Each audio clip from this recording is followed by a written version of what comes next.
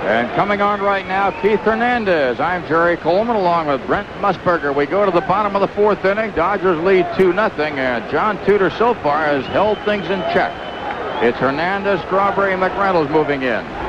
The 1-1 delivery. Hernandez waiting, and the pitch is a looper toward the second baseman. Going back is Sachs. He can't get it. Drops for a base hit. So once again, the Mets get things rolling here with a runner on. 3rd inning in a row where the lead man has gotten on, and now the big guys are coming in, Strawberry and McReynolds. Strawberry waits. And the pitch. Hard drive, right field. There it goes. Going. It is gone. It's all even at 2.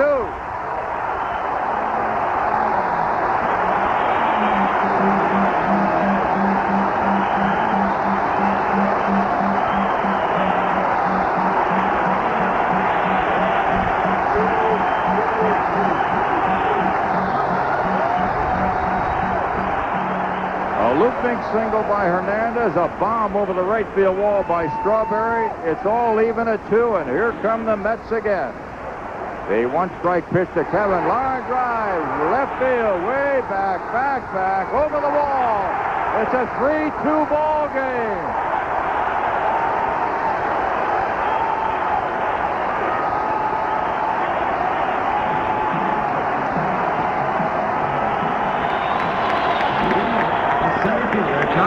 Dodgers down to their last 3 outs, trailing the Mets by 2 runs. They'll send up John Shelby, Mike Sochip, and Jeff Hamilton against Doc Gooden, who has been absolutely overpowering in this game so far.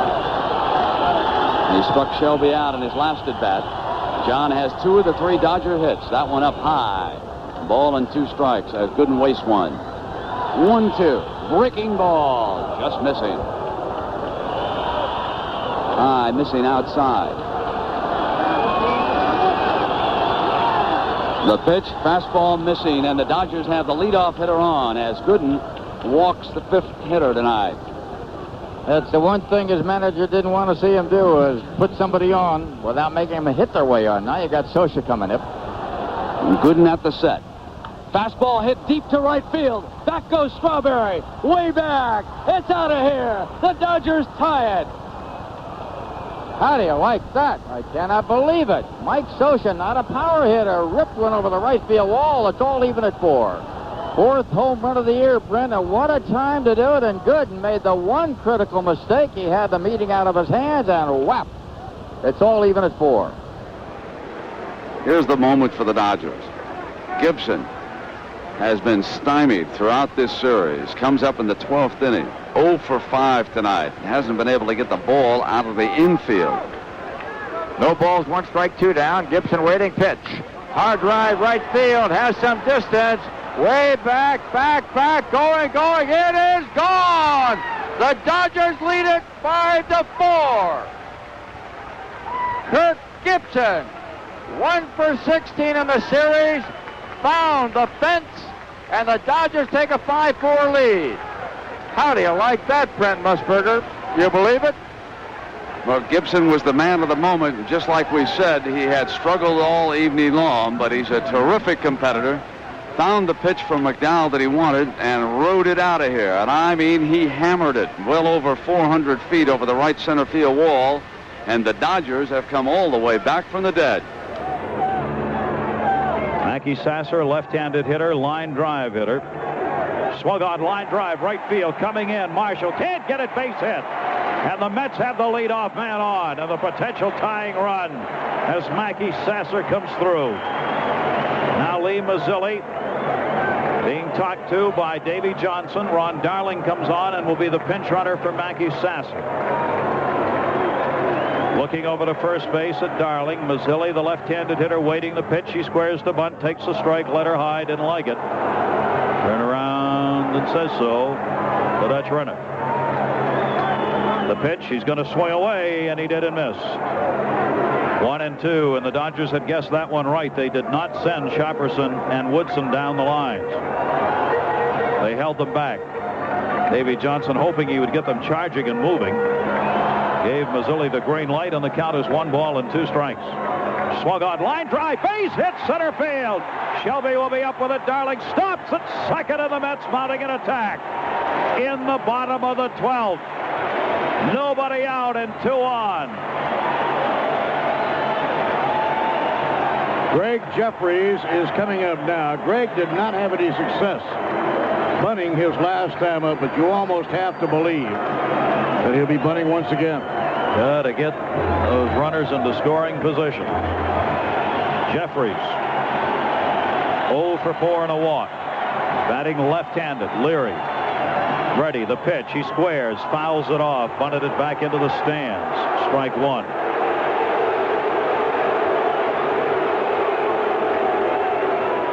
Here's the 0-1 delivery. Swinging away, hits the ball to left field. Gibson moving over near the line. Is under it. He's got it. And the runners have to hold at first and second. Davey Johnson decided he did not like what he was seeing on the attempted bunts by Jeffries.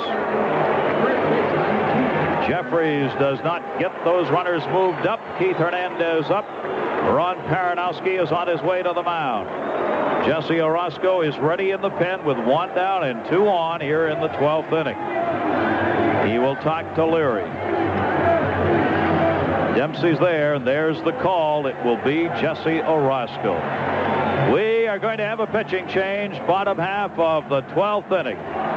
The Dodgers lead 5-4. The Mets have 2 on and 1 away, with the fans chanting, "We want Jesse."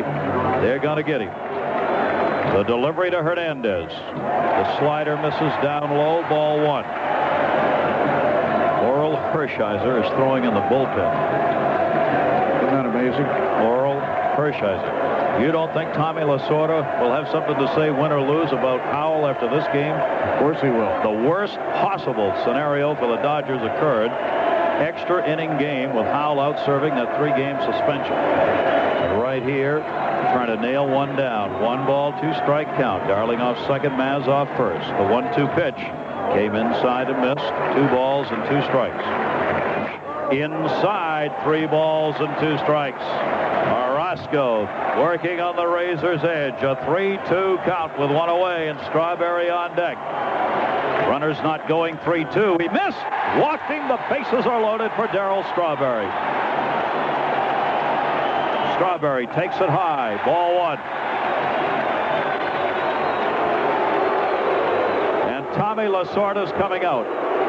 He doesn't do this very often. He is lighting into Orozco. I mean, he's letting him have it. There's no conversation, and it didn't last long. Orozco just got blistered by his manager, Tommy Lasorda. Basically, what he said was throw a strike. No questions about that. And not of those words. He didn't let Orozco get 1 word in. Orozco delivers. Swung on and fouled off.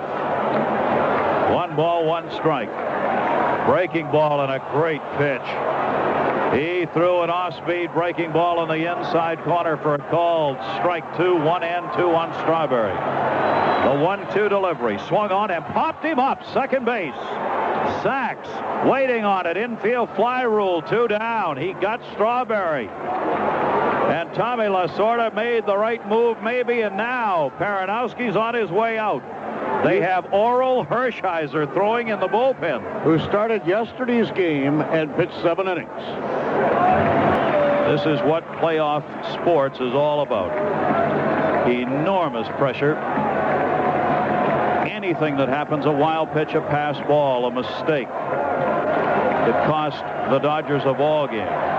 Hershiser gets the sign. The 1-1 delivery. Swung on. Broken bat loop to center field. Coming on. Shelby. Coming on. Coming on. He's got it. The Dodgers win. Shelby makes the catch. Orel Hershiser gets the save. The Dodgers charging out of the dugout to congratulate one another, jumping up and down, have tied this series at 2 games apiece in an enormous and unexpected comeback with a home run by Kirk Gibson to win it in the top of the 12th, and a 2-run homer picked up by Mike Scioscia in the 9th inning off Doc Gooden to send the game into extra innings. The Dodgers led the Mets 2-0 when Darryl Strawberry stepped to the plate for New York and tied the game with a tremendous home run to right. Kevin McReynolds followed with a homer to left, and the Mets were in front 3-2.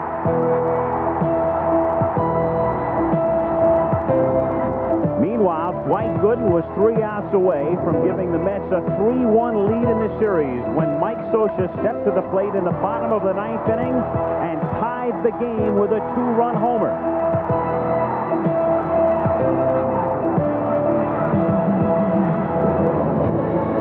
The clock struck 12, and at 12:27, with 2 out in the top of the 12th inning, Kirk Gibson, who had not hit a ball out of the infield all night long, hit one to the base of the scoreboard, and the Dodgers led 5-4.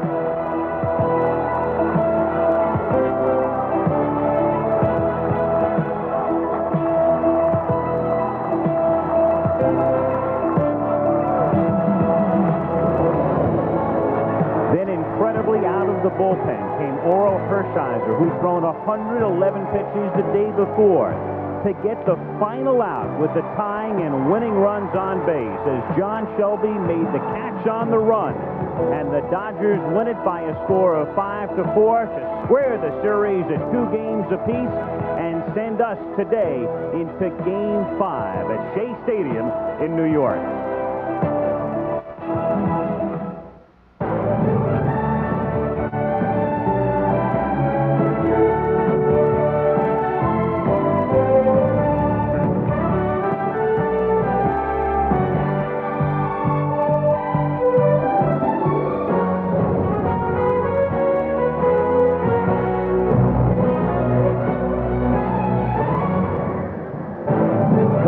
Day in New York, and the weather in this championship series has gone from awful on Friday when we had the rain out to just about perfect today. Temperature near 60 degrees. Full house at Shea Stadium. We'll look on Game 5 of the National League Championship Series, the Dodgers against the Mets, as this very dramatic, very exciting series is now reduced to a best-of-3. I'm Al Michaels. Welcome to Shea Stadium. The Oakland A's are resting at home. They'll have 5 days off before they begin the World Series, either in Los Angeles on Saturday or right here in New York, as we get set for the 5th game in this series.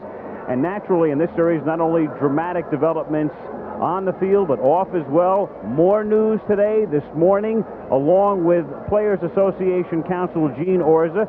Dodger pitcher Jay Howell, who had been suspended, met with National League President A. Bartlett Giamatti. The end result of that meeting was a reduction in the suspension. Originally 3 days for Howell, and that would have made him ineligible not only today but tomorrow. Instead, it's been reduced to 2 days. He can't play today, but he can play tomorrow in Game 6 in Los Angeles. And about 45 minutes ago, I spoke with the National League president.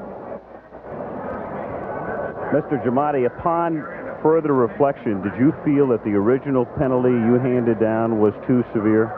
I didn't think it was too severe, but I did think that I needed to continue, if it was possible, to find that line between disciplining an individual in a team sport and not over damaging, if you will, the team or its fans.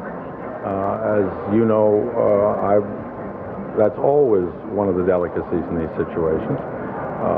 And therefore, when Mr. Howell came in this morning with Mr. Orza, and we had a very good talk, and I was able to hear him and hear that he was remorseful, that he believed he made a mistake, that he had not set out to cheat. After all, Mr. Howell has never denied that there was substance in his glove. He didn't file a grievance. It seemed to me that if that was the case, because my desire is not to accumulate days, my desire is to establish the clarity of what happened and to try and make sure it doesn't happen again. So in that case, it seemed to me, going back to what we said earlier, Al, of trying to balance all the elements in this, the fans, the other teammates, the person himself, that it was appropriate to do what I did. League presidents can always ameliorate a penalty if they wish to, and it's entirely in their judgment. Okay, so once again, the bottom line, Jay Howell suspended today, not in uniform, available, though, tomorrow when we go to L.A. for Game 6. And before we talk about today's Game 5, Tim McCarver, let's have a word about Game 4. It would take 4 hours to discuss this one. We have about 30 seconds. What's the number one impression in your mind after last night's game? Well, I'll tell you, Al, it's said that players make a manager, but last night the Dodger players had help. Tommy Lasorda was simply brilliant in managing the Los Angeles Dodgers last night. He used 6 relief pitchers, starting with Brian Holton in the 6th inning and ending up remarkably, as Al said, with Orel Hershiser in the 12th inning. I don't think it was that Davey Johnson managed a bad ball game last night, but Tommy Lasorda was simply brilliant. Absolutely. All right, let's talk about today's game. Let's turn to Jim Palmer in today's pitching matchup. Sid Fernandez against Tim Belcher. Well, the main strength of both of these ball clubs is their pitching, and today will be no exception. Tim Belcher is trying to do what no rookie's ever done in League Championship Series, and basically that is to win 2 games. He won the second game 6-3. And on the mound for the Mets, we have a man that has won 6 in a row. He was 6-10 back in about 2 months ago. He's won his last 6 decisions. A power pitcher. He led the National League in least amount of hits per 9 innings and was just behind Nolan Ryan with just about 9 strikeouts per 9 innings. So pitchers battle again. So on a gorgeous day in New York, here we go again. Game 5 of the National League Championship Series coming right up.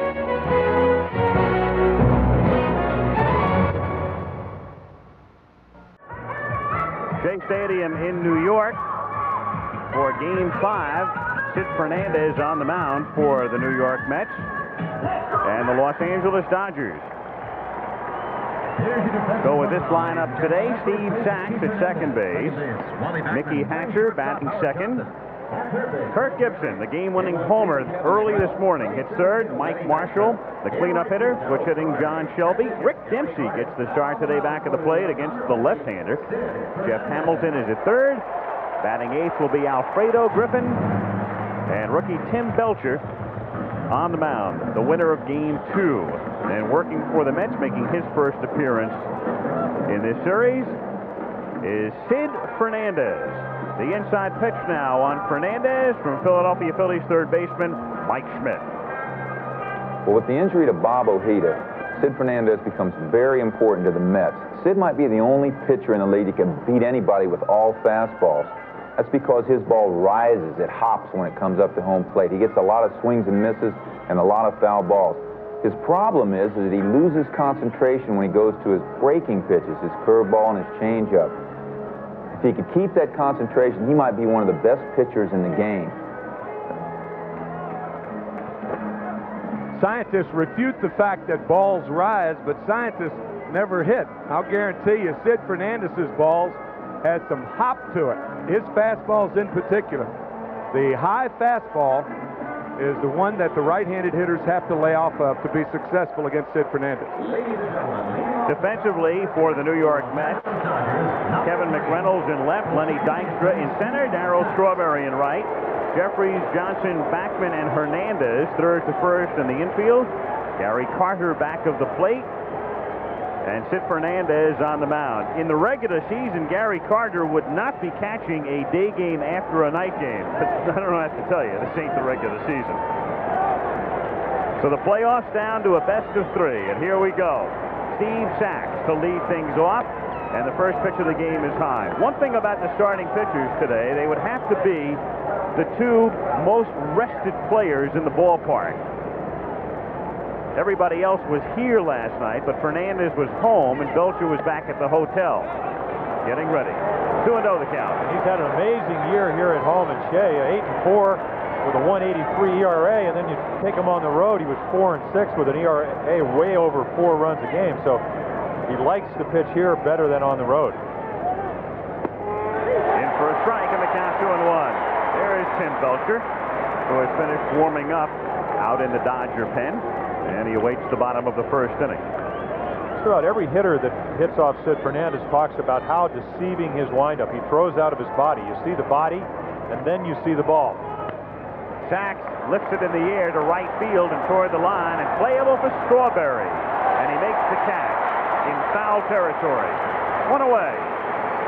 That's a great angle when you get to look right from behind home plate, because that's what the hitter is seeing, and you see the body come, and then comes the arm. And what happens is you start as a hitter, you jump out a little bit, and the ball's not there yet, and then with that little hop that Tim talked about, you usually hit a lot of fly balls. And that's why 2 out of every 3 balls that hitters make contact with are fly balls. 2 of 3.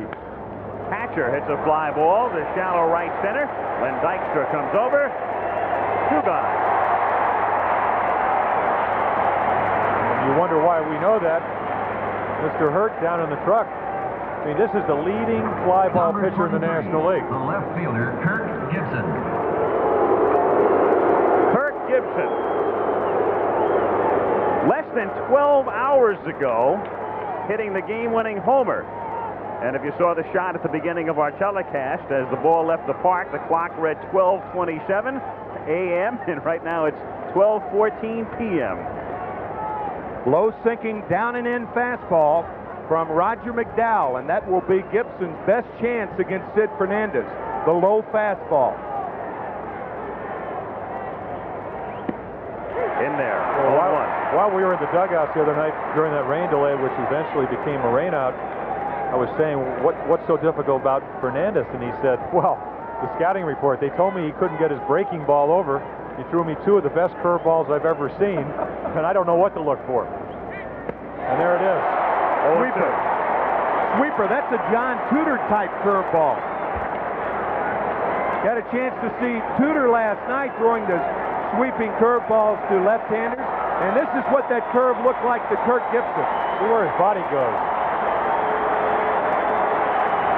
Actually stayed in there pretty well. The ball just was so sharp breaking he couldn't handle it. Here's the 0-2 pitch. Got him looking. Sid Fernandez sets the Dodgers down in order. After a half, Los Angeles nothing, and the Mets coming up. So the Dodgers go out in order in the top of the first inning, and now in the bottom of the first inning, the Mets with Len Dykstra leading off, and Greg Jeffries batting in the number 2 spot. The switch-hitting third baseman, Keith Hernandez.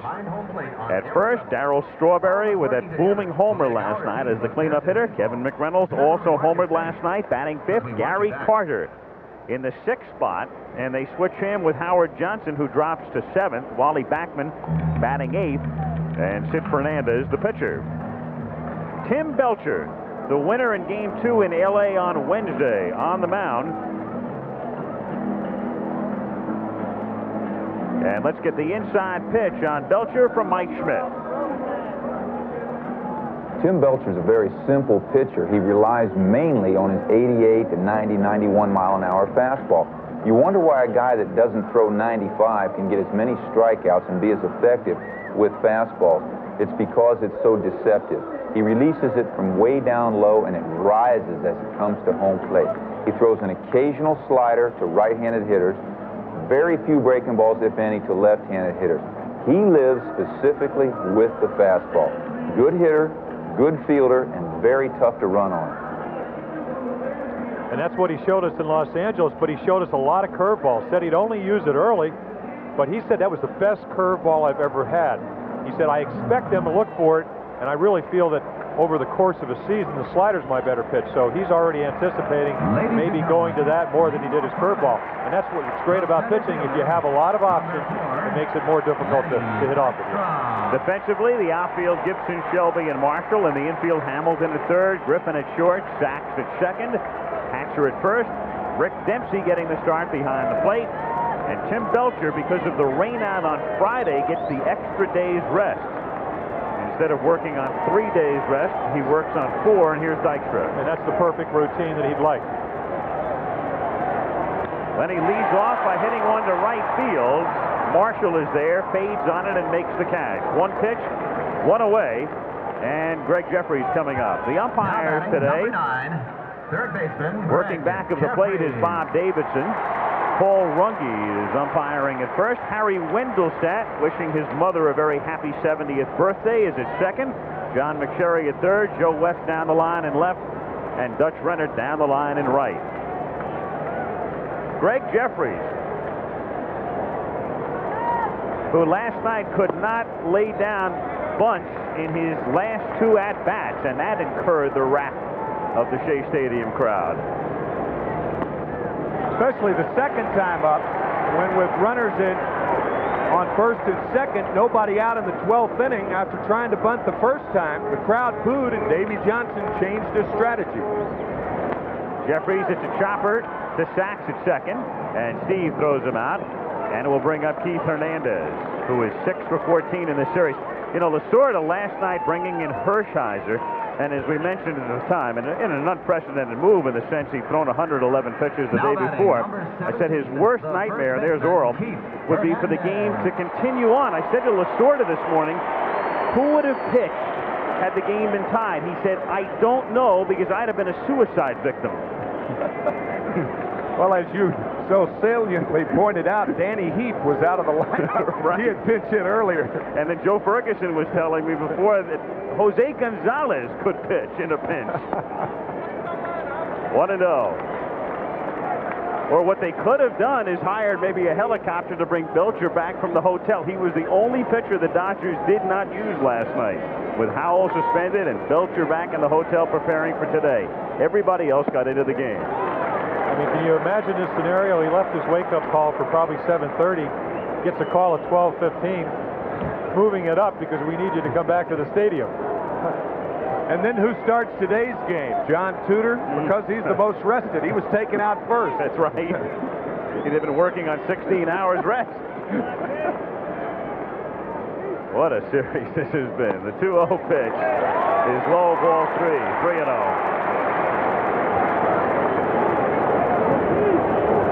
21 of their 23 last night, because the 24th Howell suspended. Hernandez takes a strike, and the count 3-1. Also, 10 pitchers used in that last night's ball game, ties the National League Championship Series record. 3-1 pitch taken for a strike, and the count 3-2.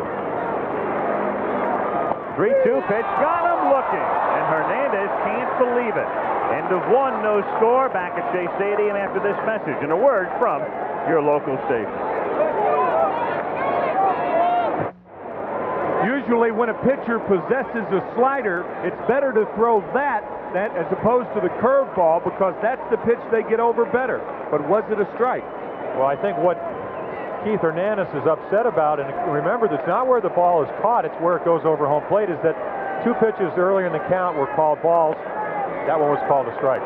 Second inning now, Mike Marshall leads off for the Dodgers. Marshall, Shelby, and Rick Dempsey. No score in Game 5. Let me clear that up. Whenever a pitcher throws a breaking ball behind in the count, they usually resort to the slider, because that's the pitch they get over better, generally speaking. Broken bat, bouncer to the hole. Backhanded by Johnson, and Hernandez can't scoop it out. So Marshall is safe at first base. Leadoff man on for the Dodgers here in the second inning. A broken bat bouncer to the left side. This is an early day game after a late night game throw from Johnson. Number 31. Short hop, and had that ball not hit Marshall, it probably skips through, and Marshall could have gone to second. And an erratic short hop, too. Yeah. That in-between hop is almost always erratic. As Davey has said, this is his offensive lineup. Elster, the normal shortstop who played shortstop much more, is not playing. Hojo did not set himself. Marshall doesn't run that well. I think that had something to do with a bad throw. Johnson charged with an error as Shelby takes the ball in the count 1-0. Joe Malpatano going through the signs at third. Marshall reading them as he takes his lead at first.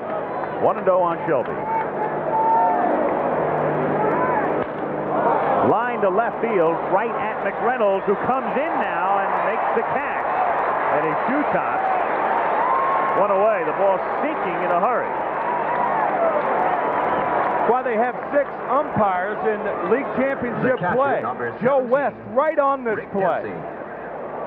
Clearly, McReynolds made the call, but it's much easier to call when you have a left field umpire, and Joe West was right on it.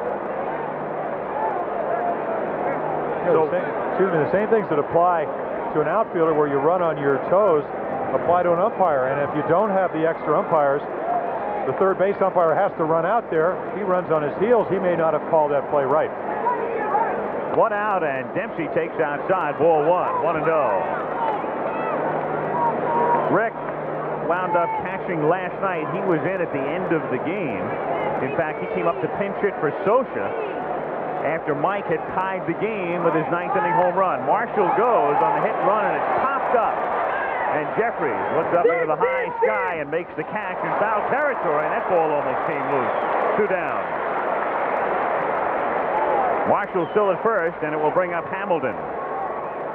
Jeffries approaching this ball like Alan Arkin would and wait until dark. Remember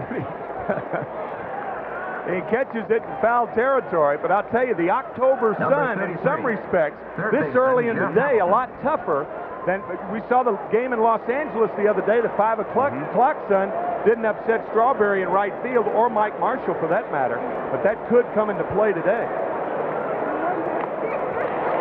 Foul at the plate on the count 0-1. That hit and run with Dempsey, a little strange as you take a look at the sky. Here's the high sky here at Shea. But it's a little strange considering the fact that Fernandez throws so many fly balls. That's true, but also I think, you know, they exploited Gooden last night with a stolen base at every opportunity. Fernandez, I mean, here's a guy, the least amount of hits per 9 innings in the National League. You got to take some chances, and I think Tommy wants to be aggressive and be early, and do it early. Breaking ball over for a strike, and the count quickly 0-2 on Hamilton. Hamilton's been silent in this series. 1 for 11. 0-2 pitch is hit into right center field. Strawberry comes in on it, has to play it on a hop, and Marshall stops at second. So Hamilton, a 2-strike single into right center for the game's first hit. The Dodgers have runners at first and second with 2 out, and Alfredo Griffin coming to the plate. Well, talking about not being able to bunt, as Lasorda said, continuing on in the discussion this morning, and we found out another fellow who couldn't bunt, Greg Jeffries. Yeah. Alfredo Griffin takes a strike, and the count is 0-1. Again, Griffin breaking his right hand on a Dwight Gooden fastball in May, and it affects him in particular from the right side as a right-handed batter. As a right-handed hitter this year, he hit 167. And he fouls it away, and the count is 0-2. Maybe one of the reasons is that the work ethic toward bunting is considerably less now, because bunting, I mean, how many long-term contracts are given out to good bunters? There's no incentive there. 0-2 to Griffin, outside. 1 ball, 2 strikes. Sid and Gary Carter pitching to the defense now. Dykstra and Strawberry swung way around toward the right side, and I doubt that they'll throw him a curveball, because what the curveball does is, Jim explains, it speeds up the bat, and a right-handed hitter's more apt to pull the ball. First 1 and 2, they could do it away and just try to waste it, but not a good pitch for this defense. Purrs got him looking. Maybe Griffin was thinking the same thing. I don't know. No score going to the bottom of the second. Ladies and gentlemen. So the first run of the game is squelched when Alfredo Griffin strikes out on a curve to end the second inning with 2 men aboard. And Tim talked, he didn't think he'd throw him a curveball, but with a 1 and 2 count, it's one of the luxuries you have. I'm sure he tried to throw it on the outside part of the plate, maybe get him to swing at it, and he froze him. He didn't even get a chance to swing. Just watches it for strike 3 and the end of the inning. Darryl Strawberry in the bottom of the second inning. 0-2. 6 RBIs, too short. 6 RBIs during the League Championship Series, too short of Dusty Baker and Gary Matthews. Those were both done in 4-game series, however. Fly ball to right center. Marshall. 1 out, and it's tough. It's very, very tough, and you could see that. Marshall looking up, and then looking away just as the ball reached his glove. No glasses either. Well, you know, it's interesting. This is normally the time you take batting practice. And I don't know of any outfielders that wear sunglasses at batting practice time. So one of the, not inequities, but one of the difficulties of playing at this time is they usually don't play. They don't really know what the sun's like. Or if they do, they don't know what it's like with sunglasses. McReynolds hits a chopper foul in the count 0-1. It's almost like a San Francisco Candlestick Park type of sun today. Very bright, a lot of glare, and I'm surprised Marshall doesn't have glasses on. Chopper, it is a fair ball, and Hamilton throws and gets him. Fair ball as he steps across the line into foul territory, and Hamilton with a strong arm throws out McReynolds, 2 down. Now batting, number 8. Another look. The catcher. Excellent hands. And once you catch it, you got to make it. That's a long throw. Right on the money. Knows that McReynolds doesn't run that well, especially when you pull a ball, because to pull a ball like that, you know you're coming towards third base. McReynolds appeared to look down at third, think the ball was foul, and pull up to a mediocre trot about 10 feet from home plate. Of course, it's not where the ball lands, it's whether it went over the bag. So that's what John McSherry was looking at. Chopper foul on that play. It's the plate umpire's call until the ball reaches the bag, and once it passes the bag, it becomes the base umpire's call, in this case McSherry. I think a lot of people feel that when the ball goes over the bag, it has to bounce in fair territory. It just has to go over the bag. I mean, literally, it can be a fair ball, go over the bag, and then get into foul territory and still be a double or whatever. Getting back to Tim's point about Marshall, surprising he doesn't have sunglasses, and especially surprising after that fly ball as Carter goes down on strike. Belcher begins the game by retiring the first 6. No score after 2 at Shea. The pitcher, Tim Belcher. We surmise the conversation went like this. John Shelby says, "You think you need glasses, Mike?" Mike says, "Yeah, okay." Yeah. I think so. Maybe. Yeah.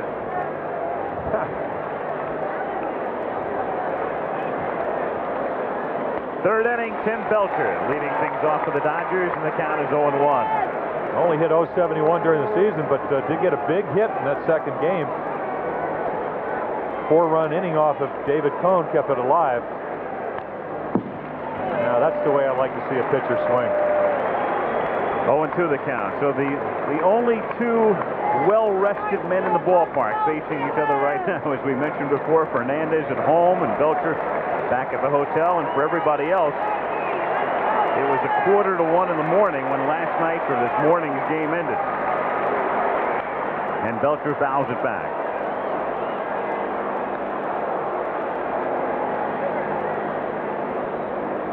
Belcher 1 for 4 in game 2, and was that a big one? Kept that inning alive. The second inning, an inning in which the Dodgers scored 4 times and beat the Mets 6-3. A 2-out single. Breaking ball got him. And so Fernandez, treating him with respect, throws him the hook, and down he goes. 3 strikeouts for Sid Fernandez. What about Fernandez? This is an interesting comparison here. All-time leaders, fewest hits per 9 innings. Herb Score, of course, and the minimum is 800 innings. Herb Score, who had his career tragically shortened by the line drive off the bat of Gil McDougall, a little less than 6.5. Ryan, of course, and then there's Fernandez, fouled away. So he has that type of talent, that type of stuff anyway. It's usually a walk or a balk, a lack of concentration. You heard Mike Schmidt say that's the best way to get him. And if he could zero in on his concentration, he'd be one of the biggest winners in the major leagues. That was from our inside pitch. Shot back of second, and Johnson throws him out. 2 down here in the third inning. And Mickey Hatcher coming to the plate. Jim Cott was one talking about some of the really important factors in pitching, the stuff, you know, and Fernandez certainly has that. An overpowering fastball, has great movement, a good curveball, but also deception. He has that. Location. So if you have 3 or 4 of the maybe 5 things you'd like to have, that's why he puts up those kind of numbers. But you're exactly right about the other things. He's just not a complete pitcher at this point. 6-10. He won his last 6 decisions, so he ended up the season at 12-10. Hatcher pops it up. Hernandez is there. Back to first. And the Dodgers gone in order in the third. At the end of 2.5 in game 5. No score. This is a change. This is new. Howard Johnson, can this be you? This is Howard Johnson today. This is Howard Johnson today. This is Howard Johnson today. Changing in so many colorful, comfortable, welcoming ways. This is Howard Johnson today. This is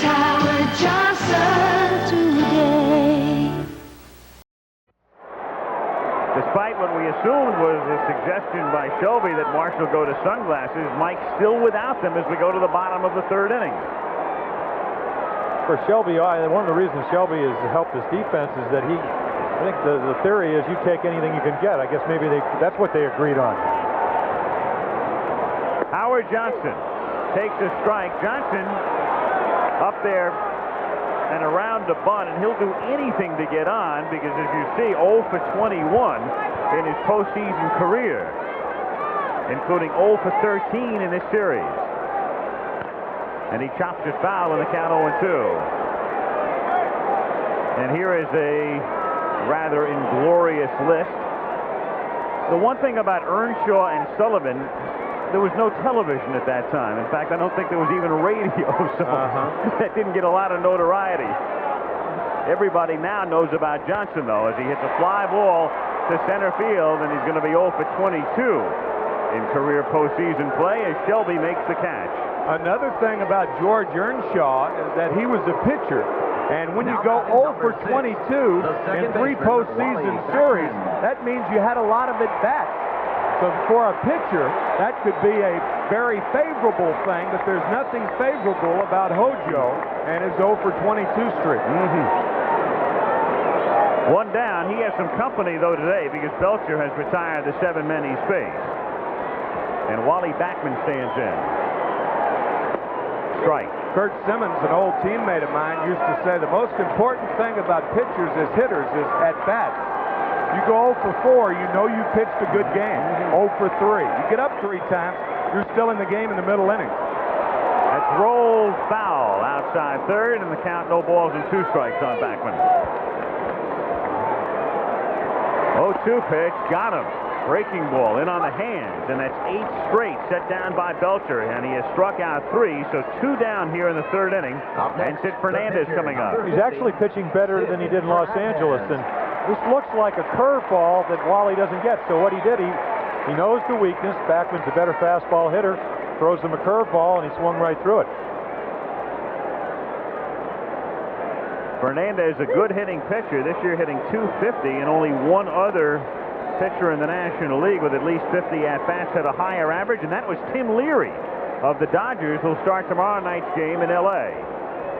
Breaking ball hit toward the gap in left center field. Shelby on the run. Backhanded catch. Great play by John. So Shelby, who ended last night's game with a tying and winning runs on base with a running catch, ends the third. Going to the gap in left center. No score after 3. In New York, Al Michaels, Jim Palmer, Tim McCarver, Game 5 of the National League Championship Series. The series even at 2 games apiece. And scoreless as we go to the 4th inning. Kirk Gibson starts by hitting one into left field, and McReynolds comes up to make the catch. 1 gone. Back to the bottom of the third now, and a great catch by Shelby. Well, Al talked about what a good hitter Fernandez is, and he makes contact, probably the best contact all day off Tim Belcher. And then John Shelby takes over. Now, the only reason he made this play, number one, he's an outstanding outfielder. He's playing him to the right side of second base where you think he's going to hit it, and then makes an excellent diving catch. Ball slicing away. Unofficially, that is breaks the playoff record. He had gone Mickey Hatcher, that is, had gone the most playoff innings standing up.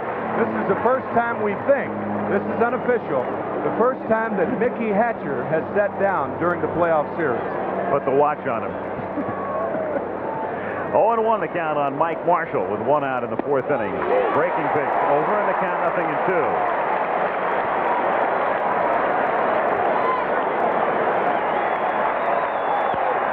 Hit right back through the middle for a base hit. Second hit for the Dodgers. Marshall is on for the second time. He reached on Johnson's throwing error in the 2nd inning, and with 1 out, John Shelby comes to the plate. Center fielder, John Shelby. Reminiscence of Game 2 where he got 3 base hits. Wants the ball away, and then you better duck. You didn't see it from that angle, but that ball was very close to Sid Fernandez. Timmy, you've been talking about the fact he only has, what, 2 assists or 2 putouts the entire 2 putouts. 2. 1 covering first base. 1. Well, you think the Dodgers may take advantage of that and bunt to the right side.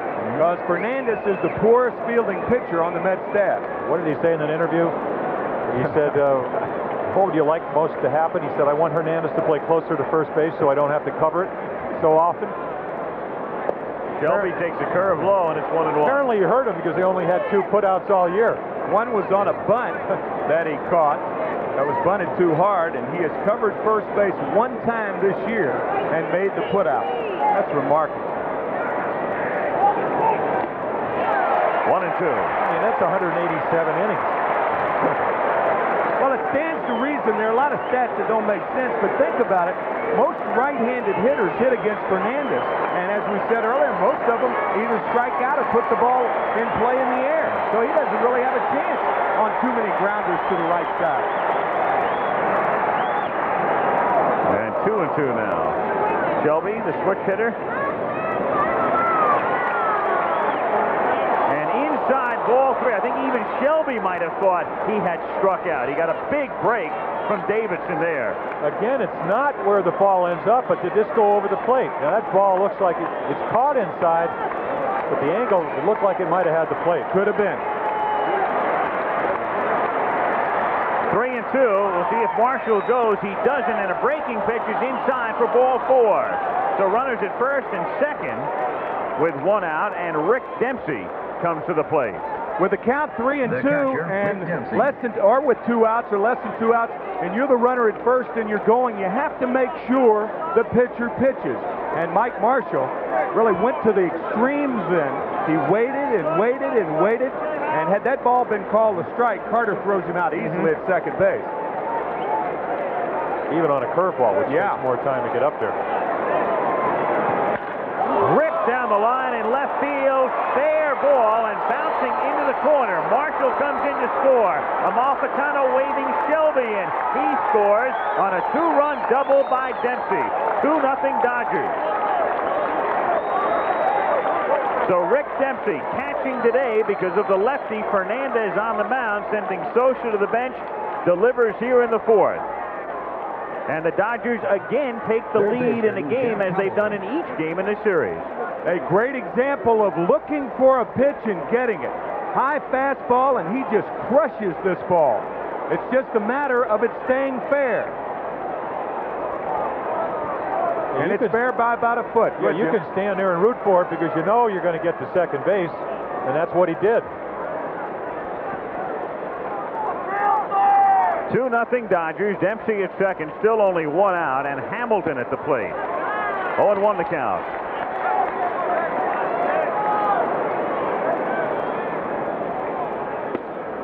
0-2. Once again, we see the base on ball rear its ugly head last night. Sosa's home run, very important, but the walk to Shelby to start that inning is really what undid Dwight Gooden. Today, I mean, Marshall has the key hit, but then he walks Shelby again. And Shelby's he's struck out 127 times, not known for his discipline at the plate. 1-2 on Hamilton.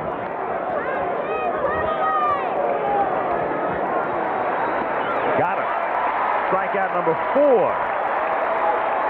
Hamilton asked Davidson if it was a strike, and Davidson says, yep. Shortstop Alfredo. No doubt. It seems to me that Tommy Lasorda and his crew, even though Hamilton down on strikes here, they're still living off the energy that they got from Kirk Gibson's home run last night in the 12th. If the Mets win that game, then the Mets would be living off that energy. Especially in this situation with a game that ends well after midnight and starts at noon. Griffin drives into the gap in left center by Dykstra for extra bases. Dempsey comes in to score. Griffin has a double, and the Dodgers lead it 3-0 in the 4th inning. Alfredo Griffin, who hit 167 as a right-handed hitter, driving one by Dykstra. I think he set us all up, and the Mets. He said he couldn't hit right-handed, but it looks like he just tries to get the bat started. Does.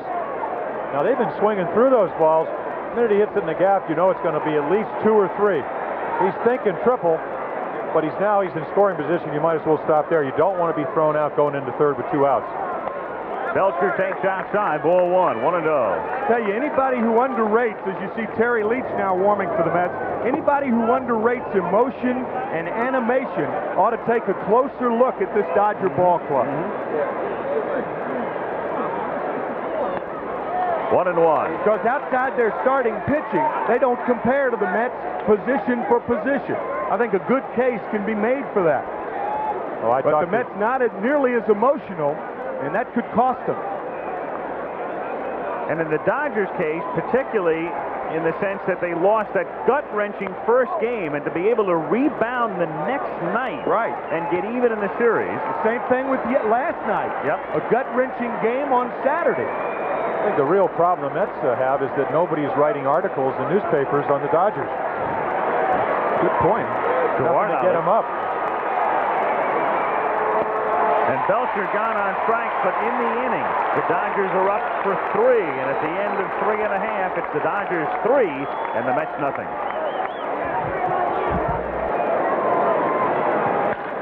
Ripped down the line in left field.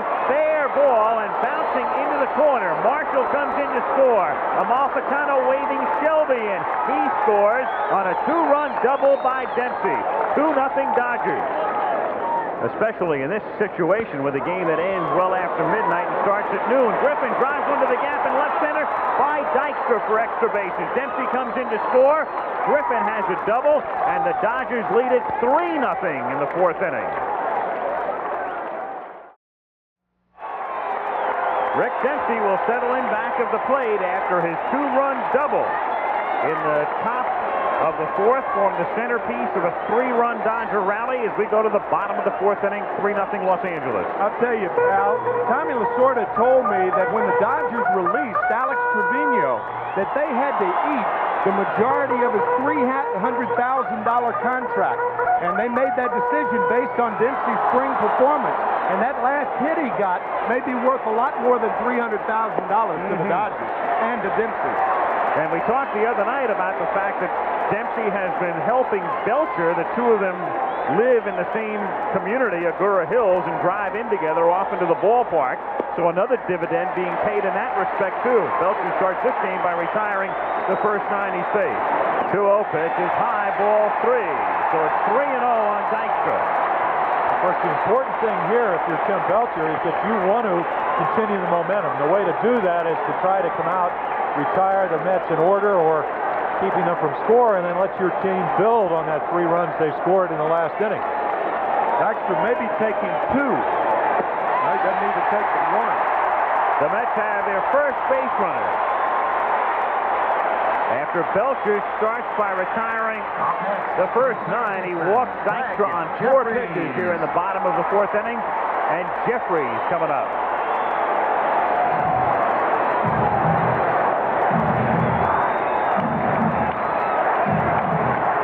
Not pleased.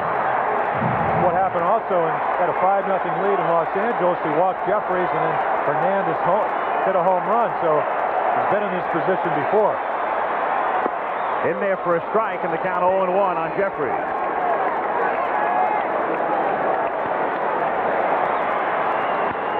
That's hit into right field, base hit. Dykstra had to hold up to avoid getting hit by the ball, so he stops at second.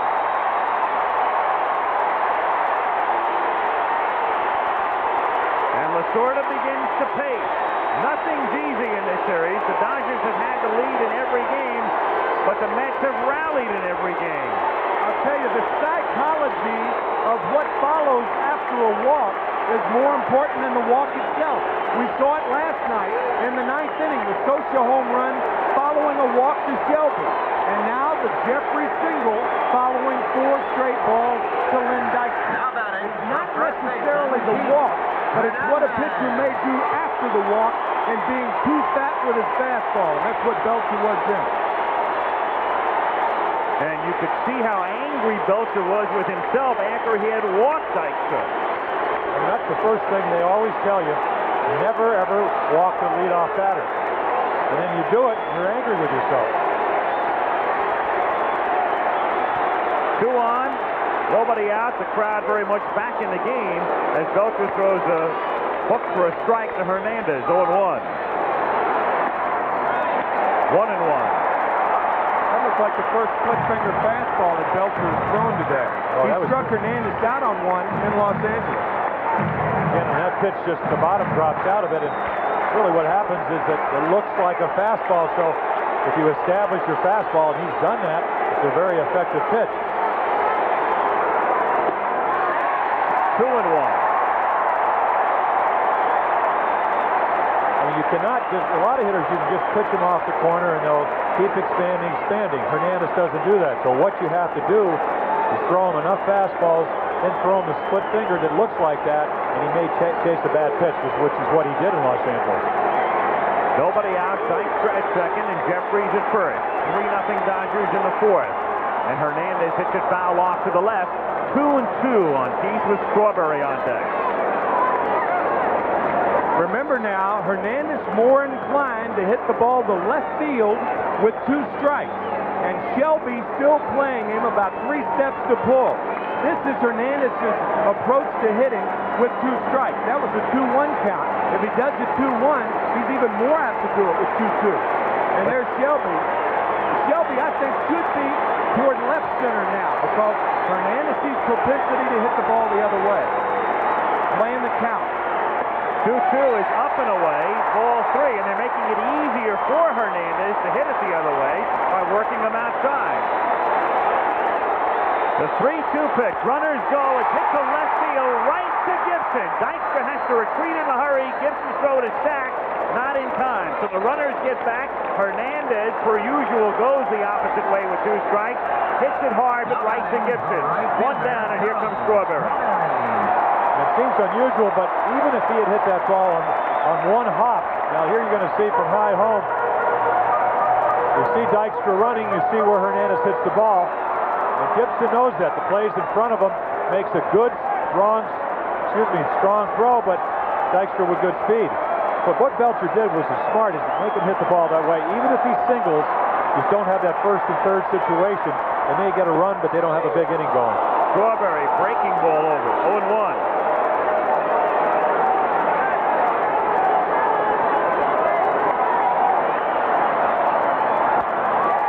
To center field to Shelby, who has to back up now, makes the catch. Dykstra tags at second, goes to third. Jeffrey stays at first. 2 down. I'll tell you, one of the strange quirks about the Mets offense, they led the league in runs scored for the 3rd year in a row, but they have a very difficult time economizing their outs and getting the most out of their outs. If Hernandez even moves Dykstra to third, they've got to run on the sacrifice fly by Strawberry. As it stands, 2 outfield outs, first and third, 2 outs. So the big inning, the 3-run homer for the modus operandi for the Mets than anything else. Earl Weaver style of play. Oh, it's wonderful when the guy hits the home run, but I mean, for 2 months they went this type of offense and struggled. Hit high in the air to deep left field. Gibson backs up on the track and makes the catch. And the Mets squander a big threat in the 4th inning. And at the end of 4, it remains 3-0 Dodgers. Back after this, message and a word from your local station.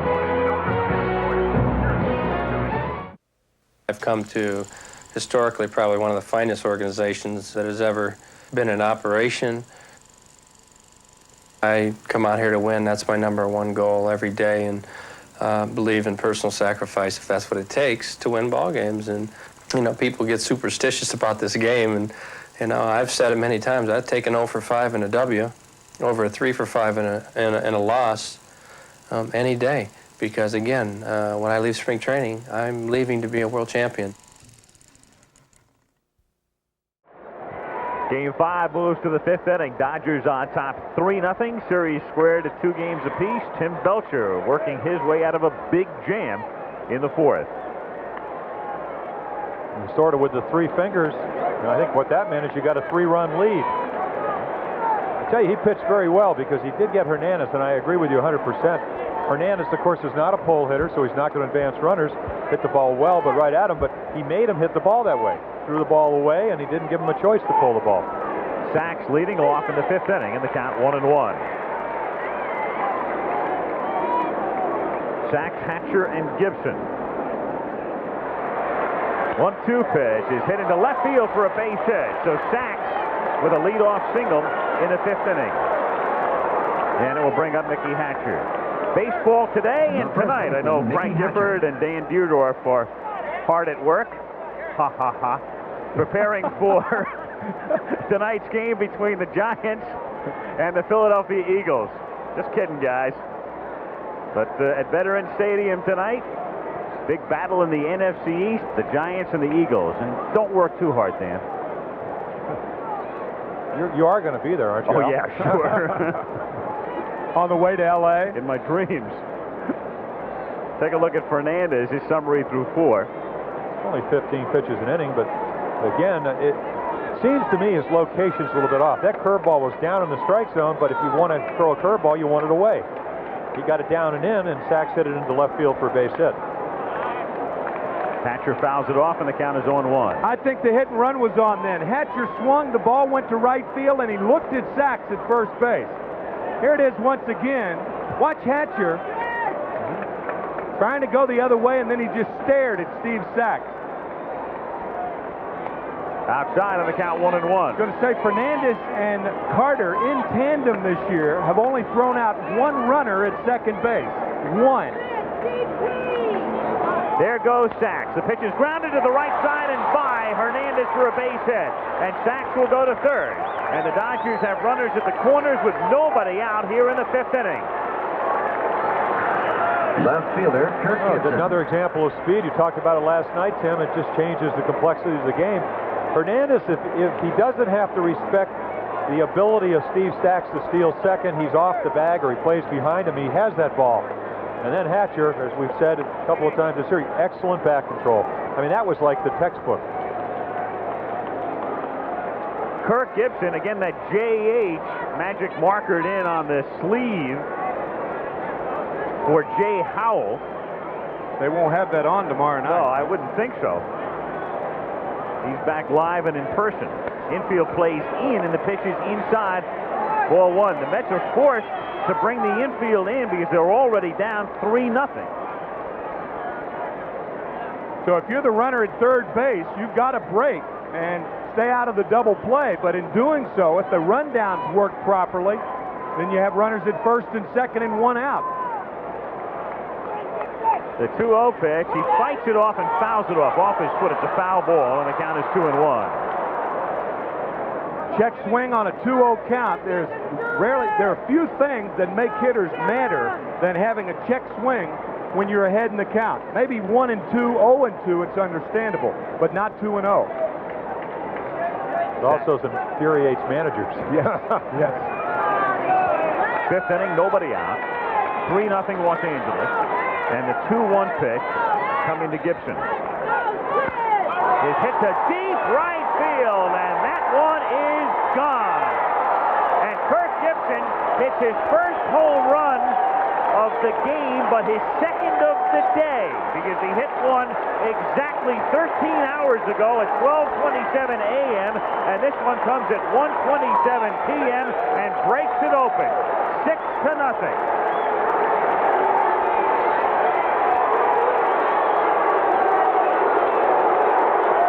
Tell you, better watch shaking hands with Gibson right now. You'd get injured.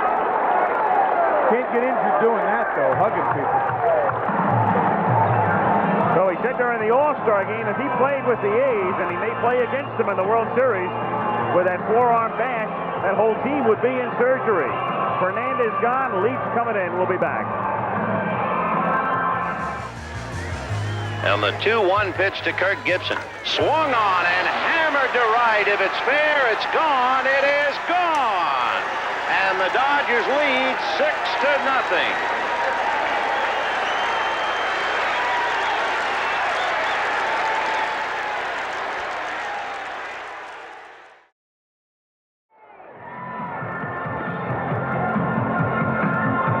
Well, Gibson's second home run of this playoff series. We said he's a low ball hitter, but he hits this high fastball a long, long way. Actually, the second home run by a left-hander all year by Sid Fernandez. A low ball hitter can get around on a high fastball when he's ahead in the count. That's the whole thing. It's little funny. room for error. They talk about accountants being able to work magic with numbers. Kirk Gibson is a man hitting 150 right now in this championship series. 3 for 20. But he wins the game last night, and he breaks this one open this afternoon.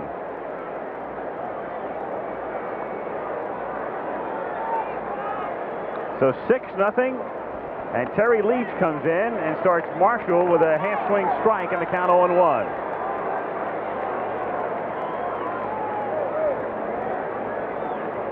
Gibson telling Scioscia all about it, and it was Scioscia who hit the home run in the 9th inning last night to tie the game and send it into extra innings. Another strike, and the count quickly 0-2 on Marshall. Nobody out. 5th inning, 6-0 Los Angeles.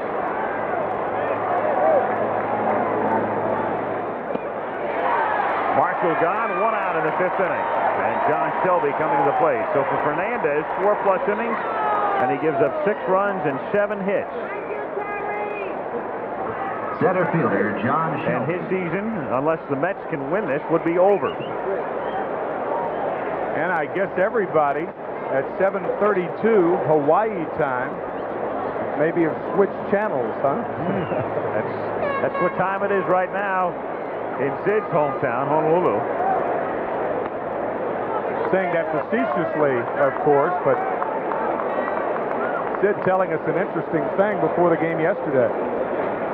It was his understanding there was a poll taken as to whether or not the game should be televised live to Hawaii or on tape delay. As Shelby fouls it away in the count 1-1. We're not certain as to the outcome of that decision. If it's on tape delay, though, they burn the tape. Sid, of course, a native Hawaiian.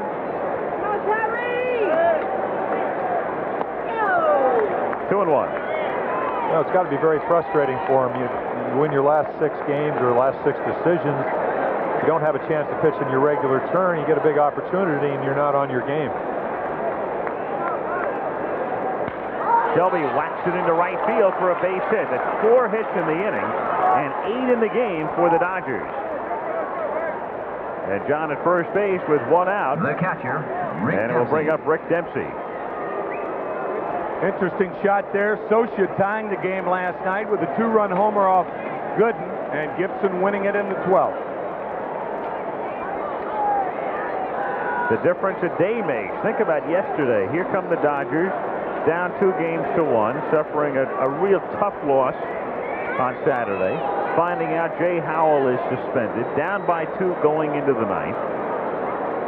They win the game. They lead here 6-0. They're going home. They get Howell back tomorrow. From hell to heaven overnight. 0-1. 1-2 is chopped by Leach, fielded on the run by Johnson, and he throws him out. Dempsey the second out of the inning. Shelby advances to second, and with 2 down, it'll bring Jeff Hamilton to the plate. Game scoreless through 3, then the Dodgers with 3 in the 4th, and 3 more here in the 5th on the Gibson homer. What makes this play difficult, you're on grass. You don't know if the ball's going to stay up, stay down. He gets it just before it hits the grass, and Hojo with a strong arm makes a nice play. It appears, Timmy, that his biggest problem as shortstop is that he just hasn't been out there that much. Yeah. He sometimes makes throws without setting himself. Doesn't really have a lot of experience there. We saw it on the pop-up in Los Angeles. 0-1. Well, there's word that there are a lot of major league teams interested in Howard Johnson if the Mets do decide to make a trade this year as a shortstop, as an everyday shortstop. Regardless of an average, how many shortstops hit for his power? And that's hit right to Johnson, who makes the catch of the line drive, and the inning is over. But on the Gibson homer, the Dodgers, they had 3 and lead 6-0 in the middle of the 5th. Nearby side of the World's Fair in 1964. And about 1.5 miles away from Shea Stadium as we move along in Game 5. Dodgers on top 6-0, and Gary Carter to lead off against Tim Belcher. Going after the first pitch, he hits it high in the air to center field. Shelby takes charge. One down. Johnson coming up. Jay Howell, again, if you joined us late, suspension reduced to 2 days. We're going to go back. Here are some still photos or freeze frames from Game 1. Tucker Ashford apparently called the Mets, and we'll get into that in a moment, and noticed certain things. In particular, look at the pine tar there at the heel of Howell's glove. Apparently pine tar. That wasn't the issue until Game 3, however, when his glove was subsequently checked. He was ejected from the game, thrown out by the crew chief Harry Wendelstedt, and the subsequent suspension. 0-1 the count. You can tuck the Tucker Ashford story under the category of strange but true. He saw that. He also saw what he thought to be pine tar on the hat. Tucker Ashford, a Double-A manager in the Met farm system this year, was watching the game in Memphis, contacted Steve Shriver, the minor league director of the Mets. Shriver, in turn, contacted Sammy Palazzo and Mel Stottlemyre, and in the course, we think, of the action in the clubhouse, the talking and what have you, Bill Robinson finds out about it, relays it to Davey Johnson. Therefore, Howell's glove was examined on Sunday afternoon in the 8th inning. And the funny thing about it is Tucker Ashford, formerly a major league player, minor league manager, his employment ends November the 1st, and he's going into business with his father in the meatpacking business in Covington, Tennessee. Mets may want to renegotiate. Johnson hits one into right field for a base hit. So a one-out single. And Howard Johnson finally gets off the snide. Second baseman, Wally. His first ever postseason hit. And he acknowledges the salute. And how does he do it? With his favorite pitch, the fastball. Didn't hit it well, but placed it well right over there, and you can just see catcher, not great vertical leap, unable to catch it. Johnson at first, one out, and Backman takes the strike at the count 0-1. Dave Magadan comes out on deck. He's back for Leach with Aguilera in the bullpen. Backman tries to bunt his way on, gets it by Belcher, sack, throws too late. Great bunt by Backman, and the Mets have runners at first and second. Very poor defense by the Dodgers. One of Wally Backman's greatest strengths is bunting. And the way you take it away, you play your third baseman in on the grass, your second baseman. You cheat in. You're cheating in anyway for the double play. You don't want to overcheat. But Stax lays back, and Wally, we talked about the art of bunting. This is a man that can bunt. He knows this is part of his repertoire. That is so true, Jim, because all you're looking for now is one out. You don't really care as much about the double play. Well, naturally, you'll take the double play, but your primary concern is the one out. That's why Wally Backman cannot be allowed to pull a ball to Steve Sax. Sax probably more concerned with the double play in that instance than the bunt base hit. You know, second basemen always want to cheat towards the bag because it makes it easier to turn the double play, and yet as a pitcher, I'd constantly turn around and say, let's get one, because if the ball is hit to a second baseman's left into right field with a runner on first, you have that horrendous first and third situation. A fly ball usually scores a run. It's a cheap run. So let's get the one out. Magadan batting for Lee. Takes the strike, 0-1.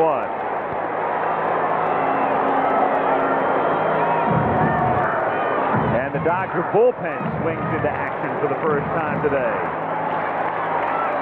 Rick Horton gets up. He's the left-hander. And Brian Holton is the right-hander.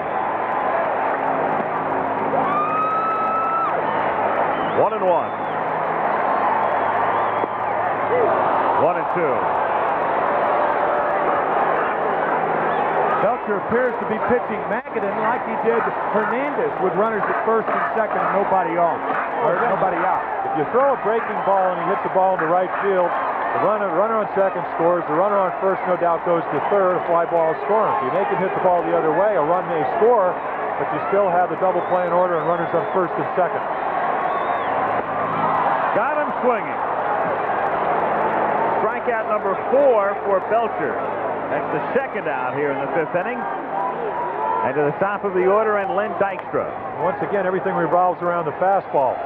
Threw a fastball early in the count, threw him a couple of breaking balls, and this is just flat throwing it by him. I mean, you can see that he just could not get the bat head out. Not to mention that the ball was out of the strike zone. It appears that the only thing that's going to revive the Mets is something dramatic. A 3-run homer. They'll give up a lot. It's like that safety defense, the nickel defense. Teams, when they got a 6-run lead, they'll give you a lot of singles.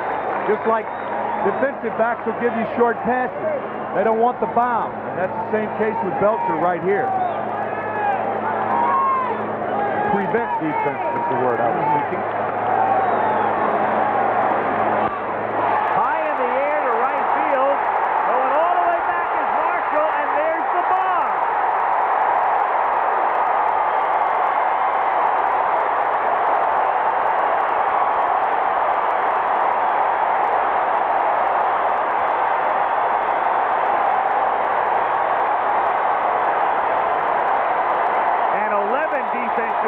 Couldn't have kept that one in the park.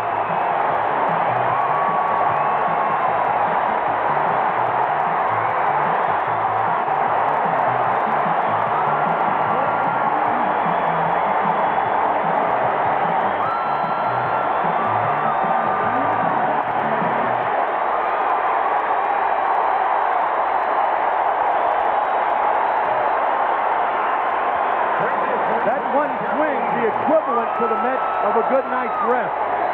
They're revived. Now the energy's back. And it comes off the bat of a man, as the graphic illustrated, who was 4 for 41 with 2 out and runners in scoring position during the reg of the year. Jeffries takes high, ball 1. Of course, he also talked himself into the lineup in game 2 because he said, I'm a high fastball hitter and I can hit Belcher. That's what he throws. He showed us right now. And the field now littered with confetti.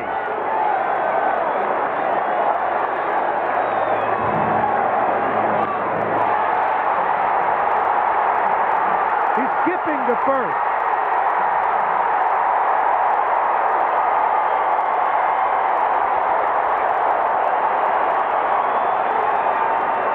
Back live, the 1-0 pitch is grounded to the right side. Hatcher fields, flips to Belcher, and the inning is over, but the Mets get back into it on Dykstra's 3-run homer. 6-3 LA, end of 5.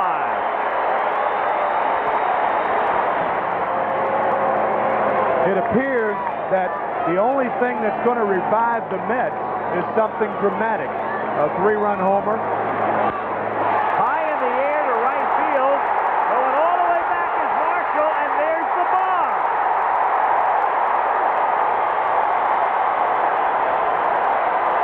And 11 defensive backs couldn't have kept that one in the park. Unbelievable series. You just knew when it was 6-0, it was still far from over. And Dykstra puts the Mets right back in the game. It was so funny when Dykstra scored what he did to Howard Johnson, huh, Jim? Of course, Belcher's not happy there. As you said, what can hurt him is the bomb, and Dykstra bombed him. Tommy, if you can read lips, how can he throw him that high fastball? Well, he did get beat with his best pitch. Thank you. And then the scene, look at this at home plate. Talk about an in-your-face 5. Yes, the high dome. Not the high 5, the high dome. I think what he basically said, it's about time you got on base, Howard, and then smashed him in the helmet. Quit while you're ahead. What yeah. Oh, boy. So Dykstra back in center field as we go to the top of the 6th inning. Dodgers on top 6-3. Rick Aguilera out of the bullpen, the third Met pitcher of the day, and he works on Griffin, Belcher, and Sachs, the 8, 9, and 1 hitters in the 6th inning. Alfredo Griffin takes a strike. Griffin batting left-handed for the first time today. 1 for 2 batting right-handed against Fernandez. Aguilera making his second appearance in the playoff series. And Griffin tries to bunt his way on and runs into his own batted ball. And that's the second time we've seen that in this championship series. Griffin bunts fair and then runs into it, and he's out. That may be in the category of weird outs made. Most weird outs made in the championship series. Home plate umpire Bob Davidson called it. This appeared, if that ball was fair, it appeared to be more obvious than it was when Steve Sachs did it the other day. Well, I think the contention there was he was still in the batter's box. The ball definitely hit Sachs. Here, I don't think they think the ball hit Griffin. And if it did, was it in foul territory? Yep. Because if it's in foul territory, he's not out. Now Davidson's going to get help from Harry Wendelstedt. Wendelstedt, the second base umpire.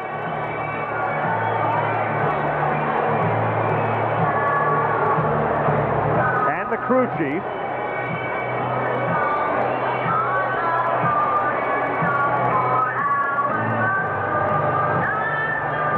Of course, keeping in mind that the umpires don't have the chance to see a replay to make an instantaneous decision, and then they asked somebody else to see maybe they saw it a little bit better. And it was Paul Runge, the first base umpire, who finally gets involved in the discussion. Here it is. Here to hit his bat. Hit the twice. bat. That's what happened. But did it hit the bat in fair territory? Yes. Yes. So he's out. Yep. It can either hit the bat or the person. Doesn't matter. The bat is an extension of the body in that particular situation. And so he's out. Clearly the correct call as Belcher takes outside ball one. Another angle. Yeah, the bat and the ball are clearly in fair territory. Hit to left field and over the head of McReynolds, but he does a 360 to go back and get it. Kevin McReynolds pirouettes his way toward the warning track to retire Belcher. 2 down. You know, as Chubby Checker said, it's all right to do the twist, but don't lose sight of the ball. And I mean, that's one of those theorems that outfielders, and this is an outstanding left fielder. I'll tell you, with the types of uniforms the Mets have, that might have been a peppermint twist. Second baseman, Steve Sachs.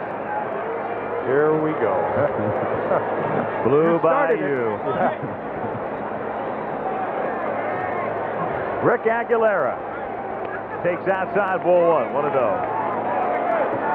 Does Sachs. 1 ball and no strikes on Steve. Singled in the 5th, scored a run. Aguilera working on him in the 6th inning with 2 out and the bases empty. 2-0 the count. Looks like he's throwing a lot better than he did in Los Angeles, where he gave up the 1 run, but he knows what his job is. Middle reliever, keep them where they are and hope that your team come up with some runs.